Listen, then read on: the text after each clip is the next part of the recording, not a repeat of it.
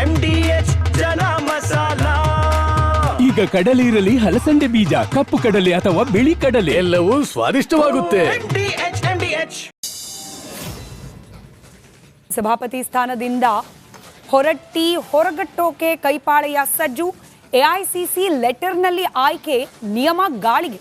ಕಾಂಗ್ರೆಸ್ನಿಂದ ಬಹುಮತ ಬಳಸಿ ಸಂವಿಧಾನ ದುರುಪಯೋಗನ.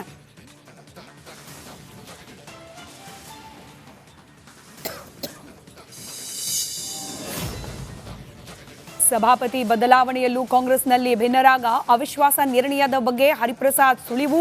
ಹೊರಟ್ಟಿಯೇ ಮುಂದುವರಿಯಲಿ ಎಂದ ಸಚಿವ ರಾಯಾರೆಡ್ಡಿ. ಕಾಂಗ್ರೆಸ್ನಲ್ಲಿ ಆರದ ಬಂಡಾಯದ ಬೆಂಕಿ. ವಾಲ್ಮೀಕಿ ಅಭಿವೃದ್ಧಿ ನಿಗಮ ಅಧ್ಯಕ್ಷ ಸ್ಥಾನಕ್ಕೆ ದದ್ದಲ್ ರಾಜೀನಾಮೆ. ಸ್ವತಃ ಸಂಧಾನಕ್ಕೆ ಅಖಾಡಕ್ಕಿಳಿದ ಸುರ್ಜೇವಾಲಾ.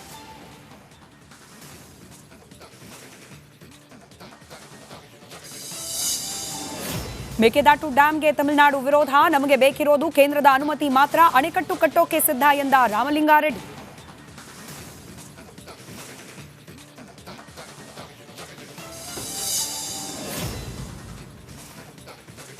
ಕೊನೆಗೂ ಭಾರತ ಸರ್ಕಾರಕ್ಕೆ ಕ್ಷಮೆಯಾಚಿಸಿದ ಮೆಟಾ. ಮಕ್ಕಳ ಡೀಪ್ ಫೇಕ್ ದೃಶ್ಯಗಳ ವಿಚಾರದಲ್ಲಿ ಕ್ಷಮೆಯಾಚನೆ. ಪ್ರಮಾದಗಳ ಕುರಿತು ಜುಕರ್ಬರ್ಗ್ ತಪ್ಪೊಪ್ಪಿಗೆ.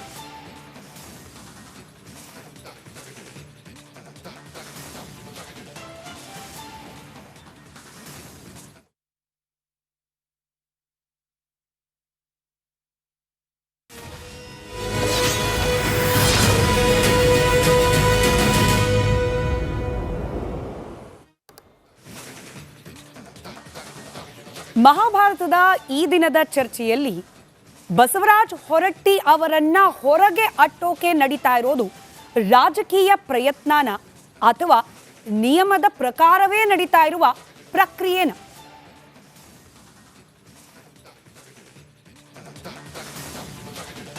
ನಮಸ್ಕಾರ, ಮಹಾಭಾರತ ಚರ್ಚಾ ಕಾರ್ಯಕ್ರಮಕ್ಕೆ ಸ್ವಾಗತ. ನಾನು ಇದರ ಕೆಂಪು ಬಣ್ಣ ಅದ್ಭುತ, ಖಾರ ಕಡಿಮೆ ಆದರೂ ರುಚಿಕರ. MDH ಕಾಶ್ಮೀರಿ. ಸ್ಮಿತಾ ರಂಗನಾಥ, ಸಂಪುಟ ವಿಸ್ತರಣೆಯ ಸಂಕಟದಿಂದಲೇ ಕಾಂಗ್ರೆಸ್ ಪಕ್ಷ ಸಂಪೂರ್ಣವಾಗಿ ಹೊರಗೆ ಬಂದಿಲ್ಲ. ಇವತ್ತು ಕೂಡ ಪ್ರತಿಭಟನೆಗಳು, ಅಸಮಾಧಾನಗಳು, ಆಕ್ರೋಶಗಳು ಇದೆಲ್ಲವೂ ಕೂಡ ವ್ಯಕ್ತವಾಗ್ತಲೇ ಇದೆ. ಇನ್ಫ್ಯಾಕ್ಟ್ ಸುರ್ಜೇವಾಲಾ ಅವರೇ ಅಖಾಡಕ್ಕೆ ಇಳಿಯುವಂತಹ ಪರಿಸ್ಥಿತಿ ನಿರ್ಮಾಣವಾಗಿದೆ ಅನ್ನೋ ಮಾಹಿತಿ ಕಾಂಗ್ರೆಸ್ ಪಡಸಾಲೆ ಒಳಗಿಂದಲೇ ನಮಗೆ ಲಭ್ಯವಾಗ್ತಾ ಇದೆ. ಹೀಗಿರುವಾಗ ಕಾಂಗ್ರೆಸ್ ಪಾಳೆಯ ಮತ್ತೊಂದು ಪ್ರಹಸನಕ್ಕೆ ಅಥವಾ ಮತ್ತೊಂದು ಸಾಹಸಕ್ಕೆ ಕೈ ಹಾಕ್ತಾ ಇದೆ. ಇದೇನು ಪ್ರತ್ಯೇಕವಾದ ಪ್ರಕ್ರಿಯೆ ಅಲ್ಲ. ಬದಲಾಗಿ ಯಾವಾಗ ಎಐಸಿಸಿ ಲೆಟರ್ ಹೆಡ್ನಲ್ಲಿ ಸಂಭಾವ್ಯ ಸಚಿವರುಗಳ ಪಟ್ಟಿಯನ್ನ ಪ್ರಕಟ ಮಾಡಲಾಯಿತು, ಅಂದ್ರೆ ಇಂಥವರಿಗೆ ಸಂಪುಟ ವಿಸ್ತರಣೆ ಸಂದರ್ಭದಲ್ಲಿ ಸ್ಥಾನಮಾನ ಕೊಡಬೇಕು ಅಂತ ಹೇಳಿ ಆ ಸಚಿವರುಗಳ ಹೆಸರನ್ನ ಒಳಗೊಂಡ ಲೆಟರ್ ಹೆಡ್ನಲ್ಲಿರುವ ಪಟ್ಟಿಯನ್ನ ಬಿಡುಗಡೆಗೊಳಿಸಲಾಯಿತು. ಆಗ್ಲೇನೆ ಆ ಪತ್ರದ ಕೆಳಭಾಗದಲ್ಲಿ ಸೂಚಿಸಲಾಗಿತ್ತು, ನಾವು ಎರಡೂ ಮನೆಗಳಲ್ಲಿ ಅಂದರೆ ವಿಧಾನಸಭೆ, ವಿಧಾನ ಪರಿಷತ್ ಎರಡೂ ಕಡೆ ಕೂಡ ನಾವು ಚೇರ್ಪರ್ಸನ್ಗಳನ್ನು, ಸ್ಪೀಕರ್ಗಳನ್ನು, ಡೆಪ್ಯೂಟಿಗಳನ್ನು ಬದಲಾವಣೆ ಮಾಡಬೇಕು, ಇಂಥವರನ್ನೇ ಬದಲಾವಣೆ ಮಾಡಬೇಕು ಅಂತ ಹೇಳಿ ಖುದ್ದು ಕಾಂಗ್ರೆಸ್ನ ಹೈಕಮಾಂಡೇ ಪ್ರಕಟಿಸಿತ್ತು. ಅಲ್ಲಿಗೆ ಬಸವರಾಜ ಹೊರಟ್ಟಿ ಅವರಿಗೆ ಸಂಬಂಧಪಟ್ಟಂತೆ ಇದೀಗ ಚರ್ಚೆಗೆ ಆ ಲೆಟರ್ ಹೆಡ್ನಲ್ಲಿ ಪ್ರಸ್ತಾಪವಾದ ವಿಚಾರ ನಾಂದಿಯನ್ನ ಹಾಡಿದೆ. ಅವಧಿ ಪೂರ್ಣ ಆಗಿಲ್ಲ, ನಾನು ಯಾಕೆ ಕೆಳಗಿಳಿಬೇಕು, ರಾಜೀನಾಮೆ ನಾನು ಕೊಡೋದಿಲ್ಲ, ನಿಯಮಕ್ಕೆ ಬಾಹಿರವಾಗಿ ಕಾಂಗ್ರೆಸ್ ಪಕ್ಷ ನಡೆದುಕೊಳ್ತಾ ಇದೆ ಅನ್ನೋದು ಹೊರಟ್ಟಿ ಅವರು, ಹಾಗೆ ಪೂರಕವಾಗಿ ವಿರೋಧ ಪಕ್ಷಗಳ ವಾದ. ಮತ್ತೊಂದು ಕಡೆ ಆಡಳಿತಾರೂಢ ಕಾಂಗ್ರೆಸ್ ಪಕ್ಷ ಏನು ಹೇಳ್ತಾ ಇದೆ, ಮೆಜಾರಿಟಿ ಇದೆಯಪ್ಪ ನಮಗೆ ಪರಿಷತ್ನಲ್ಲಿ, ಬಹುಮತ ಇದೆ, ಹಾಗಾಗಿ ಯಾರು ಸಭಾಪತಿ ಆಗಬೇಕು ಅನ್ನೋದನ್ನು ಆಯ್ಕೆ ಮಾಡಲಿಕ್ಕೆ ನಮಗೆ ನಿಯಮಾನುಸಾರವಾಗೇನೆ ಅಧಿಕಾರ ಇದೆ, ಈ ಅಧಿಕಾರ ಬಳಕೆ ಮಾಡ್ಕೊಳ್ತಿದ್ದೀವಿ, ತಪ್ಪಾ? ಈ ಎರಡೂ ವಾದಗಳ ನಡುವೆ ಆಕ್ಚುಯಲ್ ನಿಯಮ ಏನು ಹೇಳುತ್ತೆ? ಹೊರಟ್ಟಿ ಅವರನ್ನ ಹೊರಗೆ ಕಳಿಸೋ ಪ್ರಯತ್ನ ನಿಯಮ ಬಾಹಿರಾನ ಅಥವಾ ಈಗೇನು ಆರೋಪಗಳು ಕೇಳೋಕೆ ಸಿಗ್ತಾ ಇದೆ ರಾಜಕೀಯ ಉದ್ದೇಶ ಪೂರಿತವಾದ ಒಂದು ಪ್ರಯತ್ನ ಅಂತ ಹೇಳಿ, ಇದು ಸತ್ಯನಾ? ಈ ಬಗ್ಗೆ ಇರುವ ಪ್ರಶ್ನೆಗಳಿಗೆ ಉತ್ತರವನ್ನ ಕಂಡುಕೊಳ್ಳೋ ಪ್ರಯತ್ನ ಇವತ್ತಿನ ಮಹಾಭಾರತ ಚರ್ಚಾ ಕಾರ್ಯಕ್ರಮದಲ್ಲಿ. ಚರ್ಚೆ ಪ್ರಾರಂಭಕ್ಕೆ ಮುಂಚೆ ಈ ಬಗ್ಗೆ ಒಂದು ವರದಿ ನಿಮ್ಮ ಮುಂದೆ.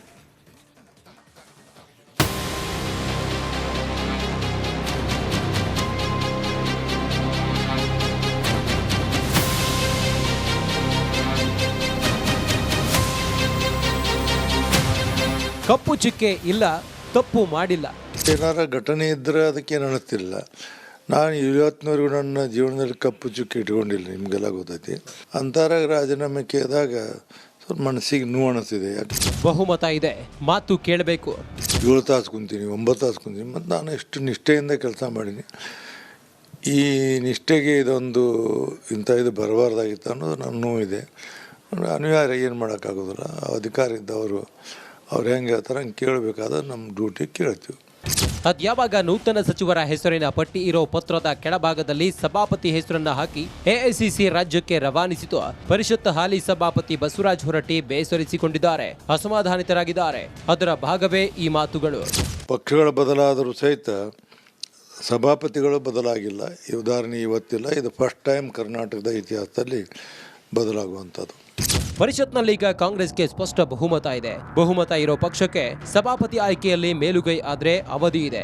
ಹಾಗಾಗಿ ಅವಧಿ ಪೂರ್ಣಗೊಳ್ಳದೆ ಕೆಳಕ್ಕಿಳಿಸುತ್ತಿರೋದು ರಾಜಕೀಯ ಪ್ರೇರಿತ. ಇದಕ್ಕೆ ಬಲಿಯಾಗಲು ಸಿದ್ಧನಿಲ್ಲ ಅನ್ನೋದು ಹೊರಟ್ಟಿ ಅವರ ಮಾತು. ಸದ್ಯ ರಾಜಕೀಯ ಪಡಸಾಲೆಯಲ್ಲಿ ಸಂಪುಟ ವಿಸ್ತರಣೆ ಸಂಕಟದಷ್ಟೇ ಈ ವಿಚಾರ ಕೂಡ ಚರ್ಚೆಗೆ ಒಳಪಟ್ಟಿದೆ. ಜನತಾಂತ್ರಿಕ ಮೌಲ್ಯಗಳನ್ನು ಎತ್ತಿ ಹಿಡಿತಕ್ಕಂಥ ಒಬ್ಬ ಸಭಾಪತಿನೇ ಈ ರೀತಿಯಾಗಿ ನೀವು ಇಲ್ಲ ನಾನು ರಾಜೀನಾಮೆ ಕೊಡಲ್ಲ, ನಾನು ಸದನದಲ್ಲಿ ಕೊಟ್ಟಿದ್ದೀನಿ, ಅದೇನೋ ಟೈಪಿಂಗ್ ಸರಿ ಇಲ್ಲ, ಲೆಟ್ರೆಡ್ ಎಂತ, ನೋ, ಇಟ್ಸ್ ನಾಟ್. ನಾಡ್ದು 13ನೇ ತಾರೀಕು ಸದನ ಕರೆದಾಗ ಆ ಸದನದ ಸಭೆಗೆ ಹೋಗಿ ಧನ್ಯವಾದ ಹೇಳಿ ರಾಜೀನಾಮೆ ಕೊಟ್ಟು ಬರೋದು ಹೆಚ್ಚು ಸೂಕ್ತ ಅಂತೇಳಿ ನನ್ನ ದೃಷ್ಟಿ. ರಾಜ್ಯದ ಇತಿಹಾಸದಲ್ಲಿ ಹಿಂದೆಂದೂ ಅವಧಿ ಪೂರ್ವ ಪರಿಷತ್ ಸಭಾಪತಿ ಕೆಳಗಿಳಿಸಿದ ಉದಾಹರಣೆ ಇಲ್ಲ. ಅಲ್ಲಿಗೆ ರಾಜ್ಯದ ಪರಿಷತ್ ಇತಿಹಾಸದಲ್ಲಿ ಹೊಸ ಟ್ರೆಂಡ್ ಸೆಟ್ ಮಾಡ್ತಿದ್ಯಾ ಕೈಪಾಳೆಯ. ಇದರ ಹಿಂದೆ ಇರೋದು ರಾಜಕೀಯ ಉದ್ದೇಶವ, ದುರುದ್ದೇಶವ? ಹೈಕಮಾಂಡ್ನಿಂದ ಸಭಾಪತಿ ಆಯ್ಕೆ ಪ್ರಕ್ರಿಯೆ ಸರಿನಾ, ಅಥವಾ ಹೊರಟ್ಟಿಯವರೇ ಹಠ ಹಿಡಿದಿದ್ದಾರಾ? ಬಹುಮತ ಇಲ್ಲದ ಕಾರಣ ಬಿಜೆಪಿ ಬೆಂಬಲದಿಂದ ಆಯ್ಕೆಯಾಗಿದ್ದ ಹೊರಟ್ಟಿಯವರು ರಾಜೀನಾಮೆ ಕೊಡೋದೇ ಸೂಕ್ತನಾ? ಬನ್ನಿ ಚರ್ಚೆ ಮಾಡೋಣ.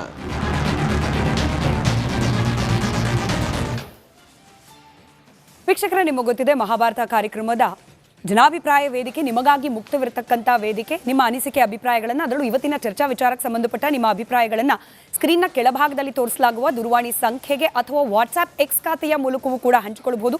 ಸಭಾಪತಿಗಳನ್ನು ಕೆಳಗಿಳಿಸುವ ಕಾಂಗ್ರೆಸ್ನ ನಿರ್ಧಾರ ಸರಿ ಇದೆಯಾ, ಅಥವಾ ಇದ್ರ ಹಿಂದೆ ಕೂಡ ಏನಾದರೂ ರಾಜಕೀಯ ತಂತ್ರಗಾರಿಕೆ ಲೆಕ್ಕಾಚಾರಗಳು ನಿಮಗೆ ಅನ್ನಿಸ್ತಾ ಇದೆಯಾ? ಇದ್ರ ಬಗ್ಗೆ ನಿಮ್ಮ ಅಭಿಪ್ರಾಯಗಳನ್ನು ನಮ್ಮ ಜೊತೆಯಲ್ಲಿ ಹಂಚಿಕೊಳ್ಳಿ ಅಂತ ಹೇಳ್ತಾ ಚರ್ಚೆಯನ್ನು ಪ್ರಾರಂಭ ಮಾಡ್ತಾ ಇದ್ದೀನಿ. ಚರ್ಚೆಯಲ್ಲಿ ಇವತ್ತಿನ ಚರ್ಚೆಯಿಂದ, ಅಂದರೆ ಸಭಾಪತಿಗಳನ್ನು ಕೆಳಗಿಳಿಸುವ ಪ್ರಯತ್ನದ ಏನು ವಿಚಾರ ಇದೆ, ಇದರ ಚರ್ಚೆಯಿಂದ ಕಾಂಗ್ರೆಸ್ ತನ್ನ ಅಧಿಕೃತ ವಕ್ತಾರರನ್ನು ಹೊರಗಿಡುವ ನಿರ್ಧಾರಕ್ಕೆ ಬಂದಿದೆ. ಹಾಗಾಗಿ ಕಾಂಗ್ರೆಸ್ನ ವಕ್ತಾರರು ಇವತ್ತಿನ ಡಿಬೇಟ್ನಲ್ಲಿ ಜಾಯಿನ್ ಆಗ್ತಾ ಇಲ್ಲ. ಬಿಜೆಪಿ ವಕ್ತಾರರಾದ ಮೋಹನ್ ವಿಶ್ವ ಅವರಿದ್ದಾರೆ, ಹಾಗೆ ಜೆಡಿಎಸ್ ವಕ್ತಾರರಾದ ಪ್ರದೀಪ್ ಅವರಿದ್ದಾರೆ. ಬಹಳ ಮುಖ್ಯವಾಗಿ ವಿಧಾನಸಭೆ ಮಾಜಿ ಕಾರ್ಯದರ್ಶಿಗಳಾಗಿರುವ TN ಧ್ರುವಕುಮಾರ್ ಅವರಿದ್ದಾರೆ. ನಮಸ್ಕಾರ, ಮೂವರಿಗೂ ಕಾರ್ಯಕ್ರಮಕ್ಕೆ ಸ್ವಾಗತ. ಹೊರಗಿನಿಂದ ನಮ್ಮ ಜೊತೆಯಲ್ಲಿ ಹಿರಿಯ ಪತ್ರಕರ್ತರು, ರಾಜಕೀಯ ವಿಶ್ಲೇಷಕರಾದ ಹರೀಶ್ ರಾಮಸ್ವಾಮಿ ಸರ್ ಕನೆಕ್ಟೆಡ್ ಇದ್ದಾರೆ. ಸರ್ ನಮಸ್ಕಾರ, ಕಾರ್ಯಕ್ರಮಕ್ಕೆ ಸ್ವಾಗತ. ನನ್ನ ಧ್ವನಿ ನಿಮಗೆ ತಲುಪ್ತಾ ಇದೆ ಅಂತ ಹೇಳಿ ಭಾವಿಸ್ತೀನಿ.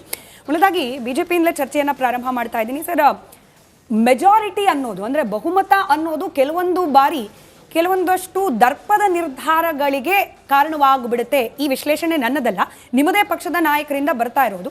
ಈಗೇನು ಸಭಾಪತಿಗಳನ್ನು ಕೆಳಗಿಳಿಸುವ ಕಾಂಗ್ರೆಸ್ನ ನಿರ್ಧಾರ ಇದೆ, ಇದು ಕೂಡ ಕಾಂಗ್ರೆಸ್ಗೆ ಇರುವಂತಹ ಮೆಜಾರಿಟಿಯ ದರ್ಪದ ನಿರ್ಧಾರ. ಈ ವಿಶ್ಲೇಷಣೆ ಸೂಕ್ತ ಅನಿಸುತ್ತಾ ನಿಮಗೆ? ಅಲ್ಲ, 100% ಸ್ಮಿತಾ. ಯಾಕಂತ ಹೇಳಿದ್ರೆ ಕಾಂಗ್ರೆಸ್ ನೀವು ಇತಿಹಾಸ ತೆಗೆದು ನೋಡ್ರೆ ಅವ್ರು ಯಾವತ್ತೂ ಸಂವಿಧಾನನ ಗೌರವ ಮಾಡೋದೇ ಇಲ್ಲ. ಅವರು ಗೌರವ ಕೊಟ್ಟೇ ಇಲ್ಲ ಸಂವಿಧಾನಕ್ಕೆ. ಅದು ಇಂದಿರಾ ಗಾಂಧಿ ಕಾಲದಿಂದನೂ ಆಗ್ಬೋದು, ಯಾವಾಗಲಿಂದನೂ ಆಗ್ಬೋದು. ಬಿಕಾಸ್ ಇಡೀ ಜಗತ್ತೇ ನೋಡಿದೆ ಯಾವ ರೀತಿ ಅವರು ಸಂವಿಧಾನವನ್ನ ತಮ್ಮ ಸ್ವಾರ್ಥಕ್ಕೆ ಬಳಸ್ಕೊಂಡ್ರು ಅಂತ. ರಾಹುಲ್ ಗಾಂಧಿ ಹೆಸರಿಗಷ್ಟೇ ಸುಮ್ಮನೆ ಕೈಯಲ್ಲಿ ಸಂವಿಧಾನ ಪುಸ್ತಕ ಇಟ್ಕೊಳ್ಳೋದು, ಅದಕ್ಕೆ ತಕ್ಕಂತೆ ನಡ್ಕೊಳ್ಳೋದೇ ಇಲ್ಲ. ಅದ್ರ ಕಂಟಿನ್ಯೂಡ್ ವರ್ಷನ್ನೇ ಈ ಸಭಾಪತಿಗಳದು. ನೋಡಿ, ಸಭಾಪತಿ ಉಪಸಭಾಪತಿ ಹುದ್ದೆಗಳು ಇದೆರಡು ಕಾನ್ಸ್ಟಿಟ್ಯೂಷನಲ್ ಪೋಸ್ಟ್, ಸಾಂವಿಧಾನಿಕ ಹುದ್ದೆಗಳು. ನೀವು ಅಪಾಯಿಂಟ್ ಆಗೋದು ಅಷ್ಟೇ ನಿಮಗೆ ಫ್ಲೋರ್ ಆಫ್ ದ ಹೌಸ್ನಲ್ಲೇನೆ, ಆಯ್ತಲ್ಲ. ಚೇಂಜ್ ಮಾಡಬೇಕು ಅಂದ್ರೂ ಟೆಸ್ಟ್ ಆಗ್ಬೇಕಾದ್ರೆ ಫ್ಲೋರ್ ಆಫ್ ದ ಹೌಸ್ನಲ್ಲೇನೆ. ಇವರಿಲ್ಲಿ ಯಾವ ರೀತಿಯಾಗಿ ತಮ್ಮ ಅಧಿಕಾರ ದರ್ಪವನ್ನ ದುರ್ಬಳಕೆ ಮಾಡಿಕೊಂಡು ಬಾಬಾ ಸಾಹೇಬರ ಸಂವಿಧಾನಕ್ಕೆ ಅವಮಾನ ಮಾಡಿದ್ರು ಅಂದ್ರೆ, KC Venugopal letterhead, who is he? ಯಾರವರು? ಅವರು ಕಾಂಗ್ರೆಸ್ ಪಕ್ಷದ ಜನರಲ್ ಸೆಕ್ರೆಟರಿ ಅಷ್ಟೇ, ಆಯ್ತಲ್ಲ. ಅವ್ರಿಗೆ ಯಾವ ಅಧಿಕಾರನೂ ಇಲ್ಲ ಯಾರು ಸಭಾಪತಿ ಆಗ್ಬೇಕು, ಯಾರು ಉಪಸಭಾಪತಿ ಆಗ್ಬೇಕು ಅಂತ ಡಿಸೈಡ್ ಮಾಡೋದಕ್ಕೆ, ಆಯ್ತಲ್ಲ. ಅವರ ಲೆಟರ್ ಹೆಡ್ ನಲ್ಲಿ ಯಾವಾಗ ಸಭಾಪತಿ ಉಪಸಭಾಪತಿಗಳ ಹೆಸರನ್ನ ಅವ್ರು ಹಾಕಿ ಕಳಿಸಿದ್ರು, ಅಲ್ಲಿ ಮತ್ತೊಮ್ಮೆ ಪ್ರೂವ್ ಆಯ್ತು ಅವ್ರು ಯಾವ ರೀತಿ ದೇಶದಲ್ಲಿ ಅಧಿಕಾರವನ್ನ ಸತತವಾಗಿ ದುರ್ಬಳಕೆ ಮಾಡ್ಕೊಂಡು ಬರ್ತಾ ಇದ್ದಾರೆ ಅಂತ. ಪಾಯಿಂಟ್ ನಂಬರ್ 1, ಆಯ್ತಲ್ಲ. ಇದಾದ ನಂತರ ನಿಮ್ಗೆ ಇವತ್ತು ಸಭಾಪತಿಗಳ ವಿಚಾರಕ್ಕೆ ಮಾತಾಡಬೇಕು ಅಂತ ಹೇಳಿದ್ರೆ, ಹೊರಟ್ಟಿ ಅವ್ರು ಹೇಳ್ದಂಗೆ ಇತಿಹಾಸನೇ ಇಲ್ಲ. ಇನ್ಫ್ಯಾಕ್ಟ್ ಯಾರು ಕೂಡ ಬಂದು ಆ ಥರ ಸಡನ್ ಆಗಿ ಚೇಂಜ್ ಮಾಡಿರುವಂಥದ್ದು. ಅದು ರೂಲಿಂಗ್ ಪಾರ್ಟಿಗಳು ಚೇಂಜ್ ಆಗಿದ್ದಾವೆ, ಪಕ್ಷಗಳು ಚೇಂಜ್ ಆಗಿದ್ದಾವೆ, ಅಲಯನ್ಸ್ ಗವರ್ಮೆಂಟ್ ಬಂದಿದೆ, ಸಿಂಗಲ್ ಮೆಜಾರಿಟಿನೂ ಬಂದಿದೆ, ಹಿಂದೆ ನಾವು ಬಂದಿದ್ವಿ ಅಧಿಕಾರಕ್ಕೆ. ಯಾವತ್ತೂ ಕೂಡ ಈ ರೀತಿಯಾಗಿ ಅಧಿಕಾರಕ್ಕೆ ಬಂದ ತಕ್ಷಣ ಆಡಳಿತ ಪಕ್ಷದವರು ಜಸ್ಟ್ ಬಿಕಾಸ್ ಅವ್ರು ವಿರೋಧ ಪಕ್ಷದವರು ಅಥವಾ ಬೇರೆ ಪಾರ್ಟಿಯಿಂದ ಗೆದ್ದು ಬಂದವರು ಅನ್ನೋ ಒಂದೇ ಒಂದು ಕಾರಣಕ್ಕೆ ತೆಗೆದಂತ ಉದಾಹರಣೆ ಇಲ್ಲವೇ ಇಲ್ಲ. ಯಾಕಂದ್ರೆ ಆ ಪೋಸ್ಟ್ಗೆ ಅಷ್ಟು ಮಹತ್ವವಿದೆ. ಅವರು ಪಕ್ಷಾತೀತವಾಗಿ ಅಲ್ಲಿ ಕುತ್ಕೊಂಡು ಸದನವನ್ನ ನಡೆಸಬೇಕು. ಅದನ್ನ ಹೊರಟ್ಟಿಯವರು ಸತತವಾಗಿ ನಡೆಸ್ಕೊಂಡು ಬರ್ತಾ ಇದ್ದಾರೆ. ನಾನ್ ನಿಮ್ಗೊಂದು ಉದಾಹರಣೆ ಹೇಳ್ತೀನಿ. ಇವತ್ತು ಈ ರೀತಿ ಮಾಡುವಂತ ಕಾಂಗ್ರೆಸ್ ಪಕ್ಷ ಡಿಸೆಂಬರ್ 2025 ಮುಖ್ಯಮಂತ್ರಿಗಳಾಗಿದ್ದವರು ಯಾರು? ಸಿದ್ದರಾಮಯ್ಯನವರು. ಅದೇ ಟೈಮ್ಗೆ ಏನಾಯ್ತು, ಹೊರಟ್ಟಿ ಅವರಿಗೆ 45 ವರ್ಷಗಳ ಒಂದು ರಾಜಕೀಯ ಜೀವನ ಆಯ್ತು. ಅವ್ರು ಮೋಸ್ಟ್ ಎಕ್ಸ್ಪೀರಿಯನ್ಸ್ ಅಂತ ಹೇಳಿ ಅವರಿಗೆ ಒಂದು ಕಾರ್ಯಕ್ರಮ ಇಟ್ಕೊಳ್ತಾರೆ, ಸನ್ಮಾನ ಕಾರ್ಯಕ್ರಮ. ಆ ಸನ್ಮಾನ ಕಾರ್ಯಕ್ರಮದಲ್ಲಿ ಏನೇನ್ ಮಾತಾಡ್ತಾರೆ ಇದೇ ಕಾಂಗ್ರೆಸ್ನವರು ಅಂತ ಹೇಳಿದ್ರೆ, ಸಿದ್ದರಾಮಯ್ಯನವರು ಏನ್ ಹೇಳ್ತಾರೆ ಅಂತ ಹೇಳಿದ್ರೆ, ಬಸವರಾಜ ಹೊರಟ್ಟಿ ಅವರನ್ನು ಪಕ್ಷಾತೀತ ರಾಜಕಾರಣಿ ಅಂತ ಹೇಳ್ತಾರೆ ಅವತ್ತು. ಮತ್ತೆ ಎಲ್ಲಾ ರಾಜಕೀಯ ಪಕ್ಷಗಳು ಒಂದಾಗಿ ಅವರನ್ನು ಸನ್ಮಾನಿಸುತ್ತಿರುವುದು ಅವರ ವ್ಯಕ್ತಿತ್ವಕ್ಕೆ ದೊರೆತ ಗೌರವ, ಈ ಮಾತನ್ನ ಯೂಸ್ ಮಾಡ್ತಾರೆ. ಶಿಕ್ಷಕರ ಹಕ್ಕುಗಳಿಗಾಗಿ ನಿರಂತರ ಹೋರಾಟ ನಡೆಸಿದ್ದಕ್ಕಾಗಿ ಅವರನ್ನು ಹೋರಾಟದ ಹೊರಟ್ಟಿ ಅಂತ ಕರೆದಿದ್ರು. ಯಾರು? ಸಿದ್ದರಾಮಯ್ಯನವರಪ್ಪ, ನಾನು ಹೇಳ್ತಿರೋದಲ್ಲ. ನೆಕ್ಸ್ಟ್ ವಿಧಾನ ಪರಿಷತ್ ಸಭಾಪತಿಯಾಗಿ ಯಾವುದೇ ಪಕ್ಷಪಾತವಿಲ್ಲದೆ ನ್ಯಾಯಸಮ್ಮತವಾಗಿ ಸದನ ನಡೆಸ್ತಿದ್ದಾರೆ ಅವರು ಅಂತ ಹೇಳ್ಬಿಟ್ಟು ಸಿದ್ದರಾಮಯ್ಯನವರು ಹೇಳಿದ್ರು. ನೆಕ್ಸ್ಟ್ UT ಖಾದರ್ ಅವರೇನು ಹೇಳಿದ್ರು ಅವತ್ತು 25ರಲ್ಲಿ, ವಿಧಾನ ಪರಿಷತ್ತಿನ ಗೌರವ, ಸಂಸದೀಯ ಮೌಲ್ಯಗಳು ಹಾಗೂ ಸಾರ್ವಜನಿಕ ಜೀವನಕ್ಕೆ ಹೊರಟ್ಟಿಯವರು ನೀಡಿದ ಕೊಡುಗೆ ಅನ್ನೋದು ಪ್ರಶಂಸೆ ಮಾಡಿದ್ರು UT ಖಾದರ್ ಅವರು. ತಿರ್ಗಾ HK ಪಾಟೀಲ್ ಅವರು ಹೇಳಿದ್ರು, ಹೊರಟ್ಟಿಯವರ ಸಾಧನೆ ಯಾವುದೇ ಪಕ್ಷದ ಕೊಡುಗೆ ಅಲ್ಲ, ಅದು ಅವರ ಸ್ವಂತ ಪರಿಶ್ರಮದ ಫಲ ಅಂತ ಹೇಳಿದ್ರು. ತಿರ್ಗಾ ಇಷ್ಟು ವರ್ಷ ರಾಜಕೀಯ ಜೀವನದಲ್ಲಿ ಎಲ್ಲೂ ಕೂಡ ರಿಯಲ್ ಎಸ್ಟೇಟು, ಗಣಿ ಅಥವಾ ಮದ್ಯದಂತಹ ಯಾವುದೇ ವಿವಾದಾತ್ಮಕ ವ್ಯವಹಾರಗಳೊಂದಿಗೆ ಅವರ ಹೆಸರು ಕೇಳಿ ಬಂದಿಲ್ಲ ಅಂತ ಹೇಳ್ಬಿಟ್ಟು ಇದೇ ಕಾಂಗ್ರೆಸ್ನ HK ಪಾಟೀಲ್ ಹೋಗಿದ್ದು ಯಾವಾಗ 7 ತಿಂಗಳ ಮುಂಚೆ.